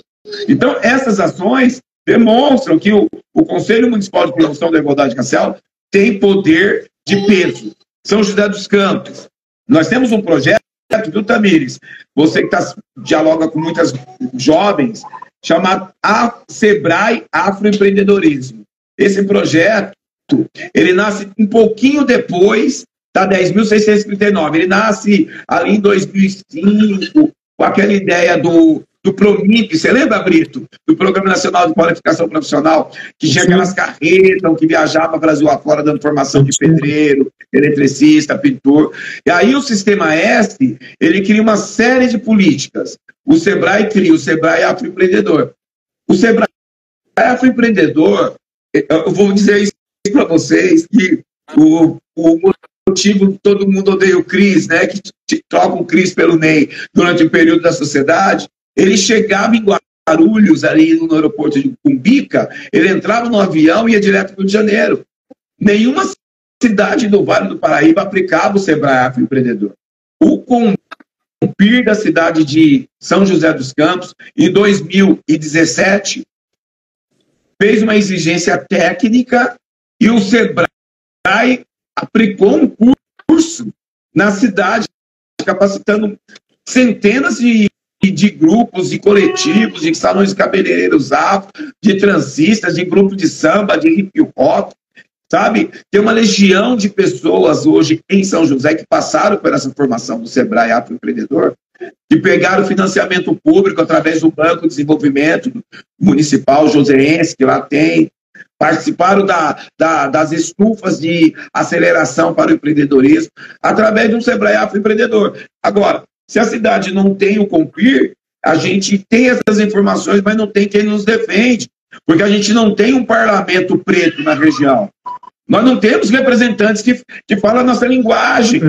E aí a gente fica acuado, porque essa loucura que nós estamos fazendo sempre, que eu fico feliz vendo a Tamires, eu de garotinha, que eu pus a Tamires, Deus de jovem, indo para cima, a gente um pouco mais na caminhada, mas não tira nenhum brilho dessa juventude, muito pelo contrário, o protagonismo tem que ser deles, né? A gente tem que se despir do ego, os nego véia, as nega véia, é o que nos prejudica em muitos momentos, e tem que falar, não, essa menina era jovem, tem que fazer toda a luta, né? Pelo menos a gente aprendeu assim com a vovó, com o vovô, mas a gente percebe que essa luta, que esse desgaste físico, emocional e financeiro que nós temos, cara, é porque a gente faz muito porque nós não temos representantes que deveriam fazer por nós. E aí tem que ser dito, tem que ser falado. É sobre essa questão, essa composição da gente não ter lideranças em cargos estratégicos. Por exemplo, vou dar um exemplo bem direto. A cidade de Guaratinguetá, na última semana agora, aprovou um projeto de políticas de cota para comissionados de primeiro e segundo escalão. Quem apresentou esse projeto foi um vereador chamado Ney Carteiro. Conheça essa pessoa.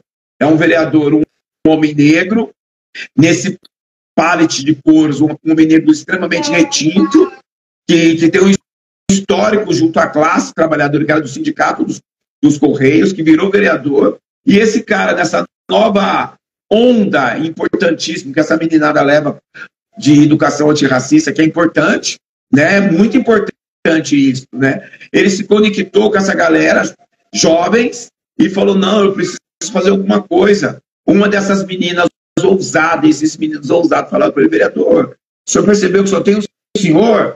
a política do único, do exclusivo, ele criou um projeto fantástico e passou em primeira votação na Câmara de Guaratinguetá, e que é uma Câmara parecida com a de Taubaté. Mas por que passou? Estou dizendo parecida no concepção dos quadros partidários. Por que passou? Porque teve alguém lá dentro que articulou essa construção, porque os poderes têm acordos. Né? Tem acordos. Nós temos que deixar de ser amadores. Se a gente tem um parlamentar em Taubaté que dialoga com o presidente e diz para ele, nos acordos dentro da corporação, que é importante o conselho, eu tenho certeza que já teria passado. Porque isso é fato, sabe? Isso é muito nítido. Eu estou dizendo que aconteceu isso em São José também na construção, quando tinha Amélia, Tonhão Dutra e Juliana. E numa gestão de oposição, cara. Tem que falar sobre isso, sabe? Então a gente precisa criar primeiro. Eu vou sugerir aqui, tem várias pessoas vão ver essa live, né? E já estão aqui, pessoas importantíssimas. Eu gostaria de sugerir para você, Brito, que está mais no campo aí da formação, o nosso sociólogo, que a gente tivesse, quem sabe um dia, em algum momento, um encontro macro-regional para a gente, primeiro, ter um acordo, sabe? Criar um pacto de irmandade, sabe? Para a gente nos proteger, para a gente evitar nos desgastar. Porque eu acredito que a partir dessa lógica, desse pacto de irmandade, nós seremos muito mais respeitados, sabe, meu irmão, minha irmã, e os irmãos que estão ouvindo essa live. A gente precisa, sabe, nos reeducar, né? Nos reeducar no afeto, no tratar bem, nesse abraço que você falou, Brito, sabe? O Tiago está dizendo nessa diminuir o que eles nos plantaram, sabe? Porque a gente vai ficar sempre no óbvio, e aí vai ser cansativo, e aí nós vamos se desgastando. Eu estava dentro desse fórum, esse fórum maravilhoso, porque o coletivo pelo qual, assim, com maior humildade, eu sou um dos fundadores, até porque eu também sou um cinquentão, e eu pensei nos meus filhos, nos filhos dos meus amigos, por isso nós pensamos em fundar um coletivo para dar educação para a nossa juventude. Eu sou um dos fundadores desse coletivo. Nós tínhamos um núcleo em Taubaté, e um núcleo extremamente avançado, um núcleo que teve várias aprovações, sabe? Renato, Pamela, Desirê, todos jovens assim que foram para cima. Nós ficamos durante 3 anos assim, de maneira muito assistencialista, mas afetuosa, cuidando dos nossos durante a pandemia, com 40 famílias da cidade sendo beneficiadas pelo sistema de bolsa, alimentação, aí em Taubaté. Estou falando, o nosso coletivo da Afro-Norte. Não foi um dia, foram 2 anos e 11 meses, que uma vez por mês chegava lá na biblioteca, que nós celebramos uma parceria, e nós distribuímos cestas básicas para nossas famílias que estavam em situação de vulnerabilidade social durante a pandemia e depois da pandemia. E ninguém nunca disse isso para ninguém, sabe? As pessoas, ninguém nunca fez um apontamento. Olha o trabalho social que a Afro-Norte faz aqui em Taubaté. Porque existe uma política de uma minoria absoluta do nosso povo chegar em cargos estratégicos e querer se perpetuar. Então a gente precisa pensar planos macros. Por isso que eu encerro aqui dizendo, eu fiquei extremamente feliz quando eu vi a Tamiri chamando esse levante. Primeira coisa que eu fiz foi ligar para você, não foi, Brito? Sim. Liguei para você e falei, Brito, que legal, nós temos que ajudar essa garota. E assim como eu fiz com você, eu fiz com mais uns 30 amigos. Porque é sobre isso. Sabe? Não que a galera, outras pessoas não são importantes, são extremamente importantes, mas nós precisamos potencializar novas lideranças com outros olhares além do Compir, porque não dá para estar numa região onde nós construímos hoje o simbolismo histórico do Vale do Paraíba, e você ter um bandeirante de 25 metros na beira da Dutra, uma cidade com o nome Moreira César, um vereador que fala que nós somos 3% da população, outro fala que nós somos 5%, né? Uma vereadora que fala que a festa de São Benedito não tem nada a ver com festa de preto. Uma outra vereadora que fala que Nossa Senhora Aparecida não era negra e ficou suja por causa do barro, sabe? Todas as nossas manifestações de cultura africana, todas, são dominadas por pessoas não negras na região. Inclusive Taubaté. E a gente fica só nessas concordâncias, infelizmente, nós vamos continuar patinando. É sobre isso. Pode falar. Desculpa. Também, fica à vontade. Primeira coisa que eu achei muito incrível a ideia do Compir Mirim. Eu até me lembrei de algumas atuações que tivemos juntos a grêmios estudantis, né, atuando nas escolas, onde eles atuassem também de forma antirracista, né, através do Grêmio, dentro da escola. Isso é sobre sermos multiplicadores, né? Quando o Brito fala do Wilton, né, que ele fez parte dessa construção, dessa desconstrução, na verdade, né, Brito? Racial, é sobre ser multiplicador, entendeu? Alguém, para eu ser a Tamires de hoje, alguém precisou multiplicar lá atrás, né? Alguém chegou para mim também e fez essa desconstrução. Então, isso é de extrema importância.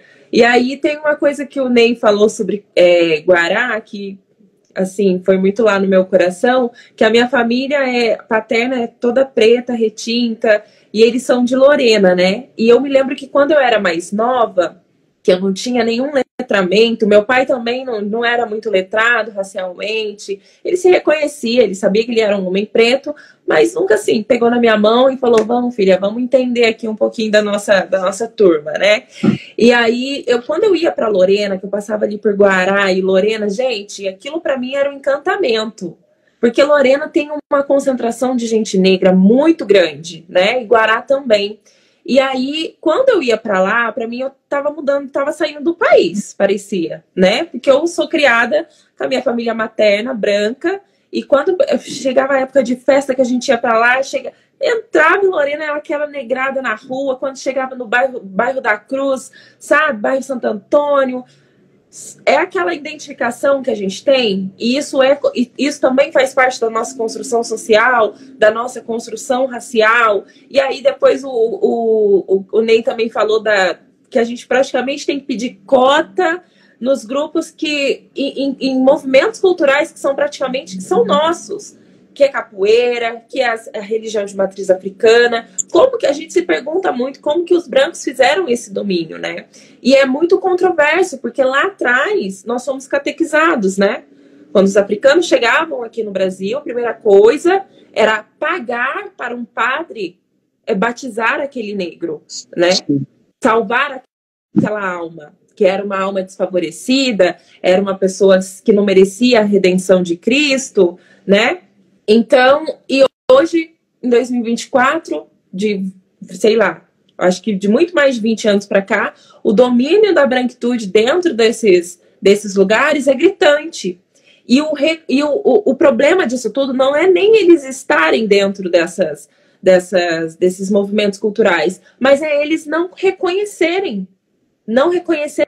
a consequência do povo negro no Brasil, entendeu? Se você pegar uma pessoa branca que está dentro de uma umbanda, de um candomblé, de um grupo de capoeira, muito dificilmente ela conhece sobre a história do negro, entendeu?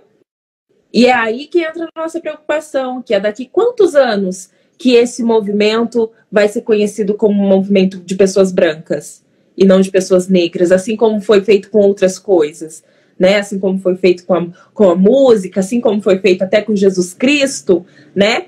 E aí, se a gente for deixando isso acontecer, a gente vai contribuindo também para o nosso apagamento histórico. Então, fazermos o que eu falo que nós somos os abolicionistas do século XXI, né? É fazer esse resgate de forma urgente, fazer a multiplicação de pessoas, sabe? Quando a gente passa numa escola fazendo trabalho antirracista, se a gente pega uma sala com 40 alunos, se 2 alunos ouvir o que a gente tem para falar, é ok, é joinha, porque é esse aluno que vai fazer a multiplicação, entendeu? E aconteceu um fato interessante também na escola que eu trabalho, que eu fiz essa educação antirracista com todas as turmas, com a autorização da coordenação, com a ajuda dos professores, e um aluno em específico, ele mandou uma mensagem para mim depois, cara, muito obrigada, porque se não fosse isso, eu não sei quando que eu me reconheceria racista. Eu não sei quando que eu entenderia que o que eu faço dentro da escola com os meus colegas é racismo, entendeu? Eu nunca me enxergaria como racista. Então é preciso essa virada de chave, entendeu? Então esse aluno, ele já vira um aluno multiplicador. No próximo ano letivo, ele já não vai repetir as mesmas coisas que ele fazia, entendeu? Ele vai dizer para aquele colega dele que também é racista que aquilo não pode ser feito, que ele está errado, entendeu? Que ele vai denunciar. Então, foi essas ações que eu fui vendo dentro da escola, que aí a gente vai olhando e fala, não, vale muito a pena a gente fazer isso, entendeu? Vale muito a pena. Então, é isso que nós somos, multiplicadores. E eu me identifico muito com a sua história, viu, Brito? Que você já me contou, basicamente, acho que foi até na terça-feira, sobre essa desconstrução, né? A minha desconstrução também, ela é, assim, digna de uma história, né? Porque eu cresci dentro de uma Assembleia de Deus. Eu cresci me enxergando como uma pessoa branca, entendeu? Eu cresci intolerante também, tolerante e religiosa. Eu tinha medo de qualquer coisa que fosse voltado para a religião de matriz africana, entendeu? Porque eu cresci numa igreja pentecostal. O que as igrejas pentecostais fazem? Elas expulsam demônios. E quem são esses demônios? Entendeu? São os orixás. Então, eu cresci com esse medo. Eu fui fazer essa desconstrução, eu tinha 20 anos, 22 anos, eu acho. Entendeu? Então, não faz muito tempo, não. É um milagre, graças a nosso bom Deus, Oxalá. Hoje, eu sou uma mulher com letramento racial, uma mulher que se reconhece afro-brasileira, com letramento racial, que tem uma filha de 4 anos, que já precisa também passar esse letramento racial, porque minha filha, com 2 anos e meio, já se olhou no espelho e disse que ela não gostava do cabelo dela, que ela queria ter o cabelo da princesa. Quem são essas princesas? Né, a gente sabe. Então, é uma urgência, assim, que é para ontem. E é aí que começa aquele meu pensamento de como que o racismo começa de fato. Não foi só comigo. Não foi lá na creche, quando eu tinha 5 anos, que a minha inspetora soltou o meu cabelo e falou que cabelo horroroso. Entendeu? Eu não sou nenhuma exclusiva. Isso é depoimento de todas as pessoas negras. De todas. As nossas histórias, elas se entrelaçam de formas iguais. Os nossos relatos são os mesmos. Entendeu? É isso que diferencia, inclusive, das outras violências que acontecem no ambiente escolar, como o Ney falou que é um ambiente hostil, e realmente é. Entendeu? As nossas vivências são parecidas, e é por isso que quando a gente senta, conversa, faz troca, a gente quer se abraçar e chorar, porque a gente se reconhece um no outro, entendeu? A gente se reconhece um no outro nessa parte, mas a gente tem dificuldade de se reconhecer um no outro se tratando de grupo étnico, entendeu? Essa é uma outra questão para uma outra discussão também. Mas essa minha contribuição, pegando as partes das falas do Ney. Isso que você falou é por exemplo, é uma luta. Por exemplo, nós viemos, eu e o Ney, somos homens, né? Então nós viemos de uma construção machista e homofóbica, sim, porque nós fomos criados. O Ney tem minha idade, né? Mais ou menos, numa época que a chacota era todo o tempo contra as pessoas LGBTs.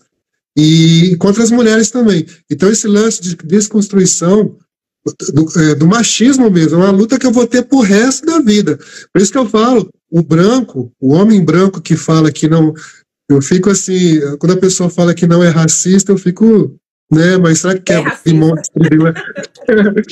eu tenho um amigo eu tenho meu parente, não sei o que, né, mas assim, quando a pessoa não assume o racismo, e eu como homem, eu tenho que assumir meu machismo, porque se eu não assumir o machismo, eu não vou conseguir desconstruir nunca. A minha homofobia, por mais que eu apoie alguns movimentos, tá, eu tenho que assumir e lutar todo dia contra isso. Esse lance, olha, o Ney falou sobre a quilombar ali, a gente tá junto, fazer eventos, a necessidade. Lá vocês devem conhecer a Márcia de Pinda, né? Conhece a Márcia de Pinda? Que é então, nós estávamos em São Paulo, a Márcia estava com umas dores na perna, umas dores terríveis na perna, nas costas, que ela tem alguns problemas de reumatismo. E foi falado o trajeto que ia ser feito na Paulista, depois ia descer outra rua lá e tal. E antes, no começo, a Márcia estava lá dançando, curtindo, né? Aí, de repente, começou a Márcia foi lá na frente, a Márcia, o Wilton, com os cartazes, ela andou todo aquele trajeto, toda aquela rua, não sentiu dor nenhuma, ela estava impressionada. Por quê? Era um momento. Eu lembro, por exemplo, igual vocês, eu falei, sou católico, mas eu estava ali vendo aquelas mulheres cantando hinos, fazendo saudações aos orixás, aquele batuque, nosso corpo estremece, batuca também, é o respeito, sabe? Cara, é tão bom respeitar, velho, é tão lindo, cara. Eu lembro, olha só, você estava presente, não, também, você participou um dia antes, daquele evento da Jacques Félix, o Bob e você participou, mas eu lembro que você participou num dia que eu não estava. No dia que eu estava, eu lembro que foi tão libertador, um rapaz que chama Pablo, lá de Pinda, ele fez tipo uma simbologia de uma macumba tal. Se fosse eu um tempo atrás, mas eu estava um pouco, juro pra você que eu estava com vontade de sair dali, porque eu vi que ele estava olhando muito para mim. Mas assim eu fiquei, aí ele me chamou, eu fui lá na frente, e ele deu para mim um papel escrito paz. Cara, eu segurei aquele papel, eu chorava. Foi libertador aquilo, porque, igual a Tamires falou, né, quando você era neopentecostal, eu, por exemplo, eu fugia, eu não queria. E, cara, aquele dia, aquele evento que o Bob chamou, foi libertador ali. Eu chorei que nem uma criança. Ninguém estava entendendo porque eu estava chorando, mas eu estava entendendo. Então é tão bom a gente se aquilombar. E nós estávamos em São Paulo, o Luto até falou assim, nossa, nós estávamos precisando disso. Porque ali foi um encontro de pessoas, que eu costumo dizer na parte da política, que a esquerda é dividida entre duas.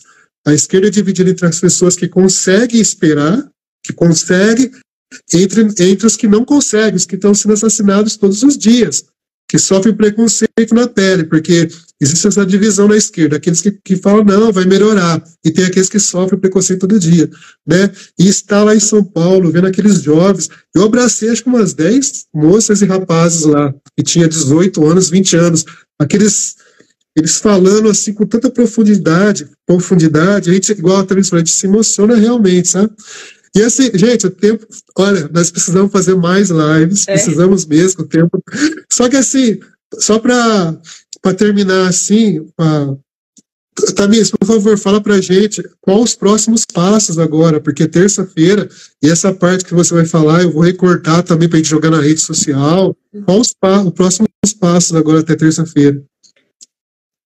Olha, eu também estou me perguntando quais são os próximos passos. Porque é um negócio assim que tá tão já enraizado na cabeça que precisa ser criado com o PIR, certo? Que a gente quase não consegue pensar no depois. Primeiramente, na próxima terça-feira, já aproveito para convidar os que vão assistir, né? A partir das 15 horas, na Câmara Municipal, como forma de pressão popular, para que não haja mais nenhuma manobra política, né, principalmente do presidente da casa, em barrar a votação do CONPIR, certo? Essa pressão popular é de extrema importância e já era para ter acontecido, né? Mas agora acho que não tem mais jeito, do jeito que está agora a gente vai continuar. E se não for aprovado na terça-feira, se não entrar para votação, eu não consigo pensar num depois, sinceramente. Eu falei até ontem para minha colega que a partir de semana que vem eu preciso muito entrar na Coitadolândia, porque eu tô muito exausta. A gente fica muito exausta porque, como eu falei, a gente coloca muito da nossa vida pessoal, da nossa emoção, e a gente já ouviu coisas horríveis lá dentro daquela Câmara. Estar lá dentro, para mim, é um ato muito difícil, inclusive, porque são pessoas que não respeitam a sua existência, entendeu? Elas não respeitam a sua luta, a sua história, o que você tem para falar, entendeu? De maioria ali. Eu não posso desconsiderar, inclusive, o apoio dos vereadores que querem também que a votação aconteça. Mas, terça-feira, com essa pressão popular, se entrar em votação e for aprovado, o próximo passo é fazer com que o CONPIR seja criado de forma efetiva, entendeu? E que essa emenda do Alberto Barreto não prevaleça, primeiramente. Porque a emenda dele, como eu falei, pede que a porcentagem no Compir seja conforme o IBGE de Taubaté, o que é um absurdo. E que prova também que ele não quer pessoas negras ali decidindo as coisas. Entendeu? Isso é a maior prova desse racismo institucional dele. Então, esse é o próximo passo. A gente está torcendo muito. Eu quero ter o pensamento a favor da criação do Compir, entendeu? Que vai ser votado. O próximo passo é a gente garantir que seja efetivo aqui em Taubaté. Porque como o Ney coloca, a gente está numa região racista, mas Taubaté, meu amor, Taubaté, assim, é um problema que não está no mapa, entendeu? A gente foi colocado também da estátua do Bandeirante que nós temos, de um escritor. Dá para separar pessoal do autor, com a vida, como é que fala? O autor da obra? Eu não consigo, entendeu? Eu não consigo. Respeito quem admira tudo, mas a Taubaté, ela é movida através dessas ações, do bandeirismo, de Monteiro Lobato, né? Onde o negro é um folclore, entendeu? Onde o negro, se ele existe, ele não é uma pessoa digna, certo? Então, a criação do Compir é um passo assim vitorioso. Não para pode ser que para eles, não para esses 11% que existe na cidade, mas em questão da história da cidade, entendeu? Quando a gente fala que é uma cidade do bandeirismo, é porque os bandeirantes partiam daqui, instrumentos de tortura saíam daqui através dos bandeirantes, entendeu? A cidade toda tem indícios, tem resquícios da escravidão, como a própria igreja do Epaminondas, que é cheia de adinkras, né? Que é a sankofa, que é uma coisa que a gente leva muito para as escolas, com a foto lá, tá lá, pode ir lá ver.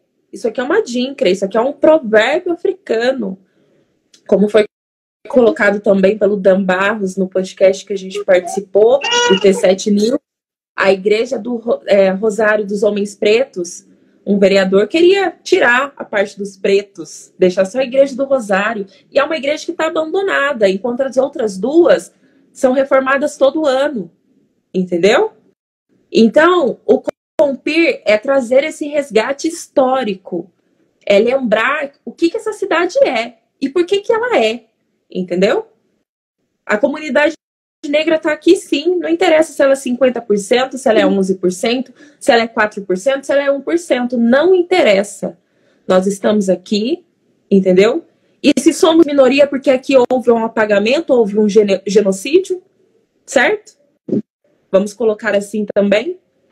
Então, o próximo passo é a efetivação do conselho e fazer com que ele funcione de forma que beneficie de fato a educação antirracista, a cultura afro-brasileira, que não haja nenhum passamento de perna, né? Que ele não funcione de forma que não beneficie a cultura afro-brasileira, que traga esses resgates, que traga o carnaval de volta, que levante as escolas de samba, que ajude os grupos culturais, os coletivos, que tem projetos do próprio Bob, né? Que tem projetos magníficos que não consegue colocar em prática por falta de verba, entendeu?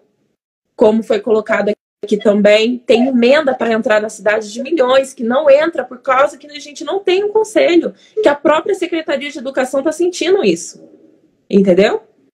A própria Secretaria de Educação está sentindo a ausência do Compir em Taubaté, porque tem verba para entrar para a educação, mas ela não entra porque não existe um conselho, certo?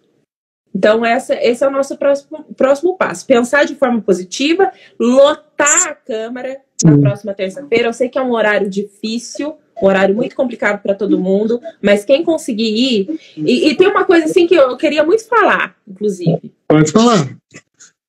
Deixa eu até coçar a cabeça aqui.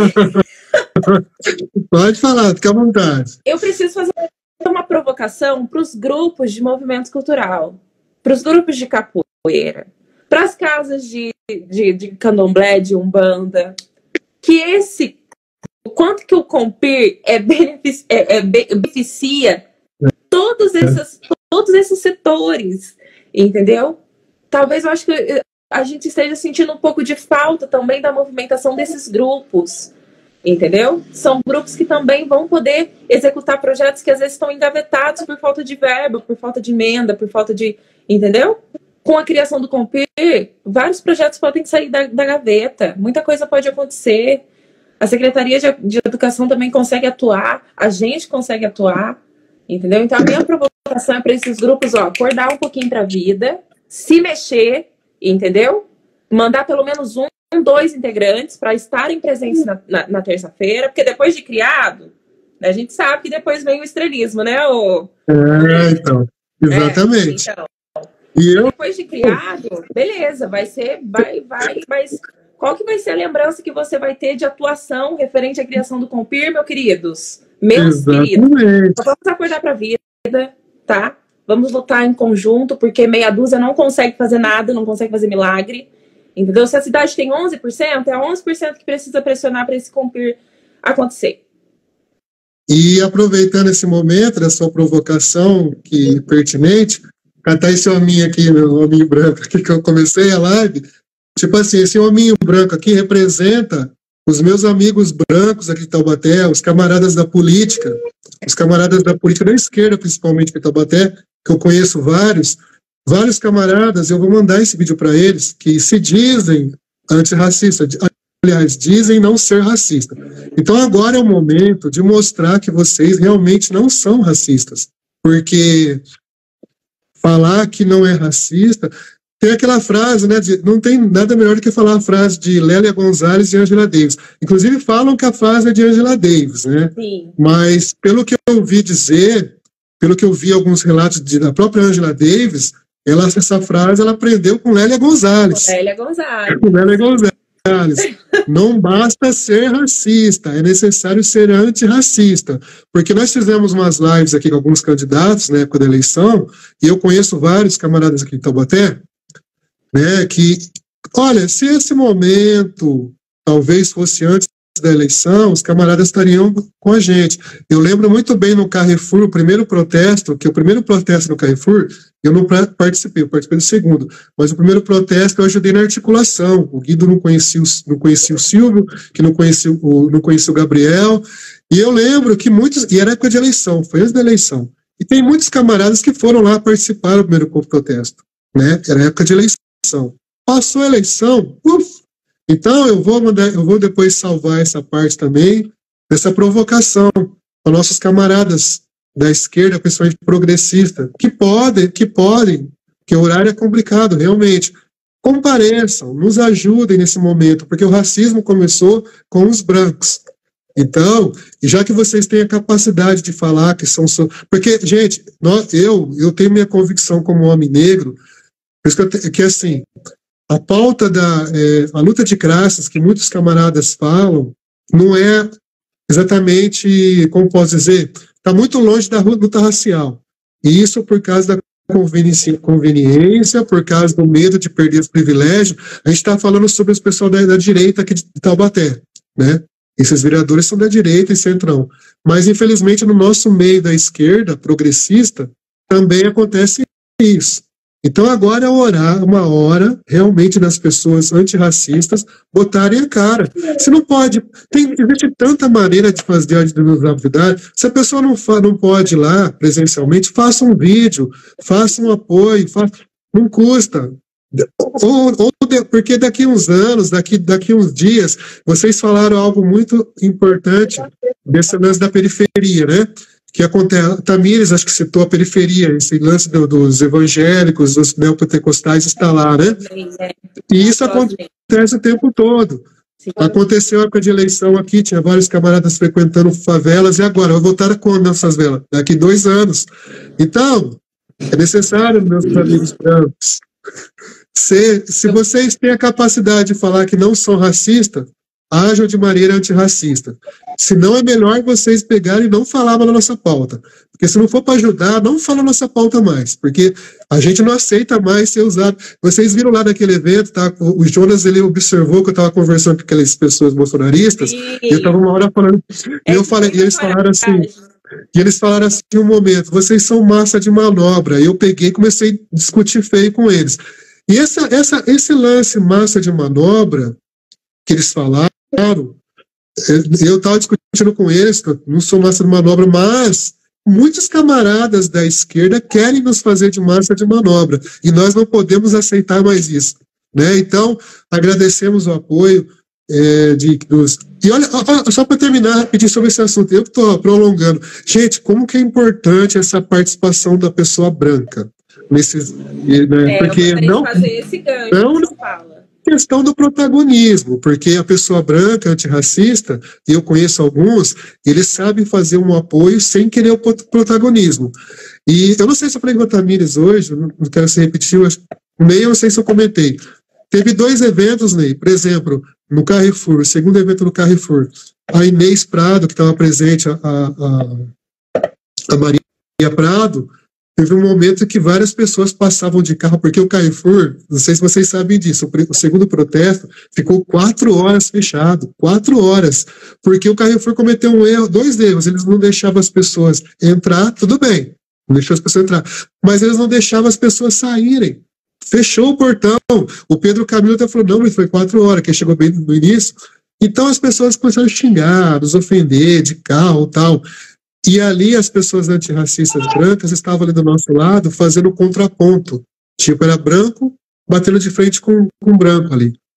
Teve a presença de outros camaradas também. Inclusive, um eu vou falar que eu sei que você gosta muito dele, Ney. O Andrezão, o professor André, estava ali de frente, chamaram o professor André de vagabundo.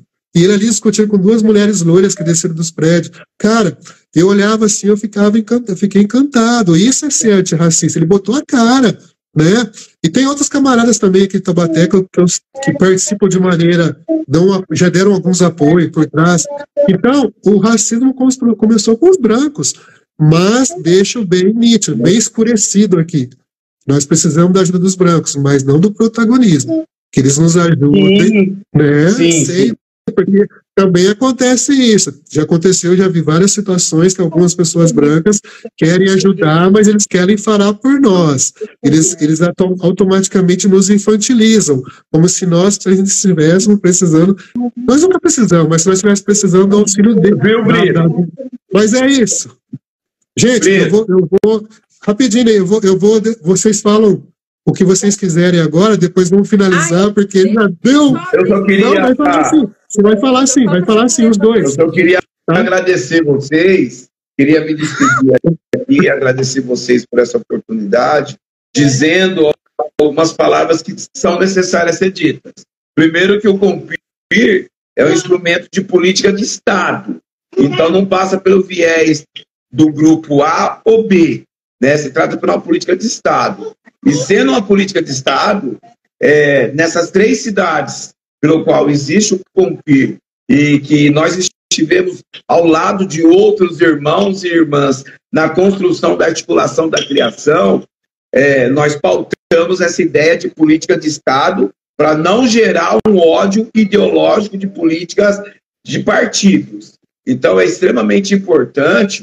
Nós temos conversado muito isso em Lorena, Guaratinguetá e agora com vocês em Taubaté, que são 3 cidades, como todo o Vale, que tem gestões assim de direita ou de ultradireita. Mas nós conquistamos o conselhos em outras 3 cidades, eu estou dizendo, que também tinham governos de direita moderada, que tem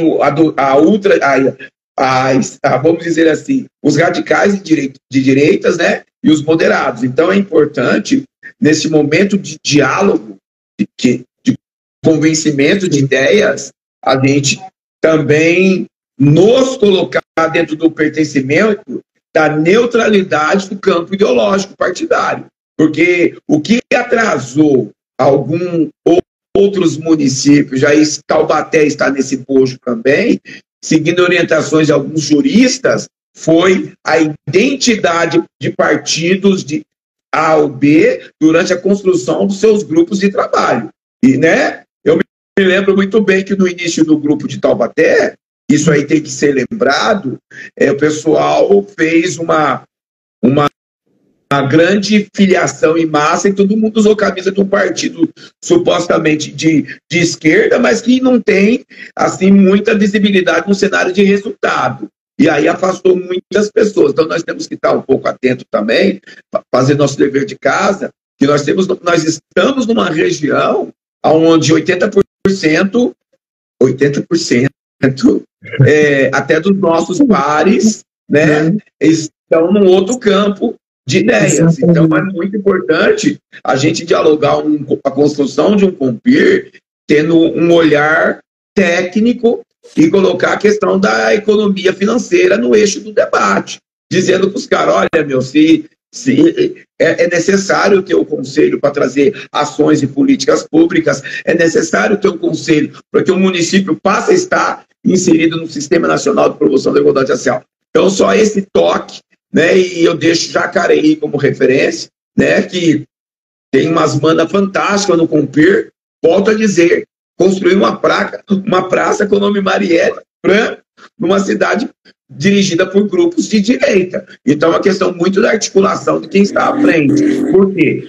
Nós temos que ter o espelho do Senado, né, Brito? Nós sempre conversamos sobre isso. Lá no Senado, em algumas pautas prioritárias, se alia a esquerda e a direita em determinados projetos, interesse da mesa diretora, interesse de assumir o comando da casa. E aqui embaixo, nós, enquanto formadores de sonhos, porque nós somos formadores de sonhos, porque, na verdade, quem quer estar fazendo tudo isso são nossos vereadores e vereadoras. Mas, infelizmente, por uma questão de individualidade de cada um, não conseguimos avançar. E a gente passa a criar esses sonhos, e a gente está aqui para alimentar os sonhos, não matar. A gente também tem que ter essa expertise de saber conversar com essa galera. Quando a Tamires diz, nossa, é um lugar que eu não cansa, eu entendo, mas lá é nosso lugar também. Então nós precisamos, de uma maneira muito técnica, né, estratégica, tática, convencer, porque agora é uma questão de convencimento. Podem contar conosco, nós estamos aqui no processo de apoiadores, nós estamos aqui no processo de irmão, daquela ideia que ninguém larga a mão de ninguém, tem que sair um pouquinho da rede social e vir para o campo prático, né? E nós estamos nessa vibe. Então vocês têm o apoio. Eu já coloquei aquele card que vocês pediram no grupo do Compir de Aparecida, coloquei pela a leitura técnica. Eu pergunto o reverso. Alguém aqui é contrário a esse apoio? Se for, se manifeste.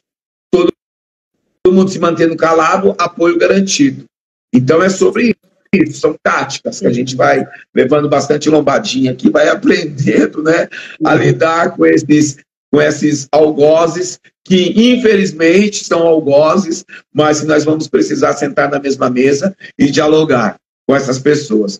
Boa sorte, Tamires, continua firme nos representando, Brito, continua sendo esse cara maravilhoso, que eu tenho muito amor, muito afeto, nosso sociólogo, tudo que eu gosto, que eu quero, que eu aprendo sobre as ruas, os movimentos, é o Britão que nos impulsiona, que nos coloca os nossos gatilhos, aquela ducha de dar banho, né, Brito, que nós construímos durante a pandemia, ela nasce de ideias com os amigos igual a você, da necessidade de olhar para os nossos irmãos que estão na rua, e isso é muito importante, são pessoas invisibilizadas, e é responsabilidade do Conselho Municipal da Promoção da Igualdade Racial fazer esse debate qualificado, com muita honradez. Ficam todos, eu preciso sair, gente. Vocês me perdoem? Vai lá, Ney. Não, também, muito obrigado. Viu? É extremamente relevante o toque que você deu, né? Com certeza. Sim. Acho que é uma construção não só política, né? Mas como social também. Eu acho que a luta, qualquer luta que envolva a sociedade civil, a população, é construção política também. A gente precisa ter esse jeitinho também, né? Saber fazer as condutas que são políticas. E é uma coisa que eu ainda estou aprendendo, vou aprender muito com vocês. Então, assim, é isso. É super válido a colocação do Claudinei. Exatamente, Ney. Tamo junto. Mas, Ney, vai lá então. Tchau, gente. Beijo, valeu. Tchau, Ney. Muito obrigado, viu? A gente conversa. Tchau. Tchau, meus irmãos. Tchau. E Vamos lá. sobre, Pode falar também. para mim finalizar também, porque já 2 horas já vai estar aqui. Eu sou rápido, 2 horas, cara. Então, sobre o que você falar sobre os amigos brancos, né? O quanto é importante, de fato, as pessoas brancas estarem engajadas na luta antirracista de forma consciente, né? Sem tomar o lugar do protagonista, o lugar de fala, tem que ser com muita sensibilidade, tem que ter muita sensibilidade, sim, para cuidar de pautas que a gente não está incluso, né? Assim como a gente tem que ter sensibilidade com a pauta LGBT, assim como a gente tem que ter sensibilidade com pautas que a gente não vive no dia a dia, certo? E, de fato, a construção racial do Brasil, ela não está girando, não tem o negro como protagonista, né? São os brancos que protagonizam, porque são eles que vivem o privilégio do racismo, certo? A violência racial, ela gera privilégios e não somos nós que consumimos desse privilégio. Então, fazer essa desconstrução, reconhecer o lugar de privilégio, se reconhecer como uma pessoa racista, e aí sim se tornar um braço para a luta antirracista, assim como foi na segregação racial dos Estados Unidos, que não teria caído se não fosse a pressão popular com a ajuda da sociedade branca. Porque só nós, negros, que vivemos diariamente essa violência, a gente não consegue fazer nada. Porque não somos nós que ocupamos os lugares de poder, não somos nós que decidimos as coisas. Essas pessoas que ocupam esses lugares é que precisam tomar esse posicionamento e ser, como eu falei, um braço na luta antirracista, que tem muita relevância, tem muita potência, né? Então, preto, branco, azul, amarelo, é muito bem-vindo na luta antirracista, inclusive na Câmara, terça-feira que vem. Exatamente. E eu também, Tamires, muito obrigado. Agradecemos muito pelo espaço, viu, Brito? Você está sendo um grande parceiro. Você é super bem-vinda. Quando você quiser fazer outra live, inclusive, vou conversar com o camarada, com o Guido, com o Bob, né? De quando você quiser, a gente fazer uma live, você apresentar. E uma live com mulheres negras. E assim, você vai apresentar, se você quiser, a gente marca, a gente conversa direitinho, mas a gente conversa depois em box sobre isso, mas eu agradeço extremamente. E tudo que a gente falou aqui, ó, olha, você para nós, para mim... isso, a gente se acolhe, né? A gente se acolhe, a gente troca esse afeto, essa experiência, é muito bom estar com os Querendo fazer outra live aqui no Sextou, no Sociologia da Rua, se tiver, olha que você falar, ô Brito, tal, a gente faz uma próxima live, tá? Desculpa que eu tô assim, é a primeira live que eu faço no Instagram. Olha aí, a gente ainda lançou você como apresentador de live, depois eu nunca, e foi uma live sem preparar, para o pessoal que não foi preparada, não preparei nada das perguntas, foi algo espontâneo que nós precisávamos fazer. E Tamires, novamente, muito obrigado, a gente conversa mais. E fica o convite aqui, vai ficar o convite aqui ao vivo, se no futuro, a hora que você tem que dar uma descansada, realmente, igual você falou, você precisa cuidar da sua saúde mental. Depois, no futuro, se você quiser um espaço que ser uma apresentadora no Sextou na House, por mim e pelo Bob já tem um aval, eu sei que pelo Guido também já tem, depende de você. Porque então, você é uma voz. Não conheço ele pessoalmente. E vocês também, quando precisarem, quiserem levantar alguma discussão que eu possa contribuir, fico à disposição. Obrigado. Boa noite, bom descanso. Boa noite. Tchau, tchau. Tchau, tchau, gente. Muito obrigado por assistir a live, viu? Gratidão. A função de comentar rasante, brilho constante, meus livros mais distantes, de roupa elegante. Eu vou pra rua, a vida é um instante. Pra rua, a vida é um instante.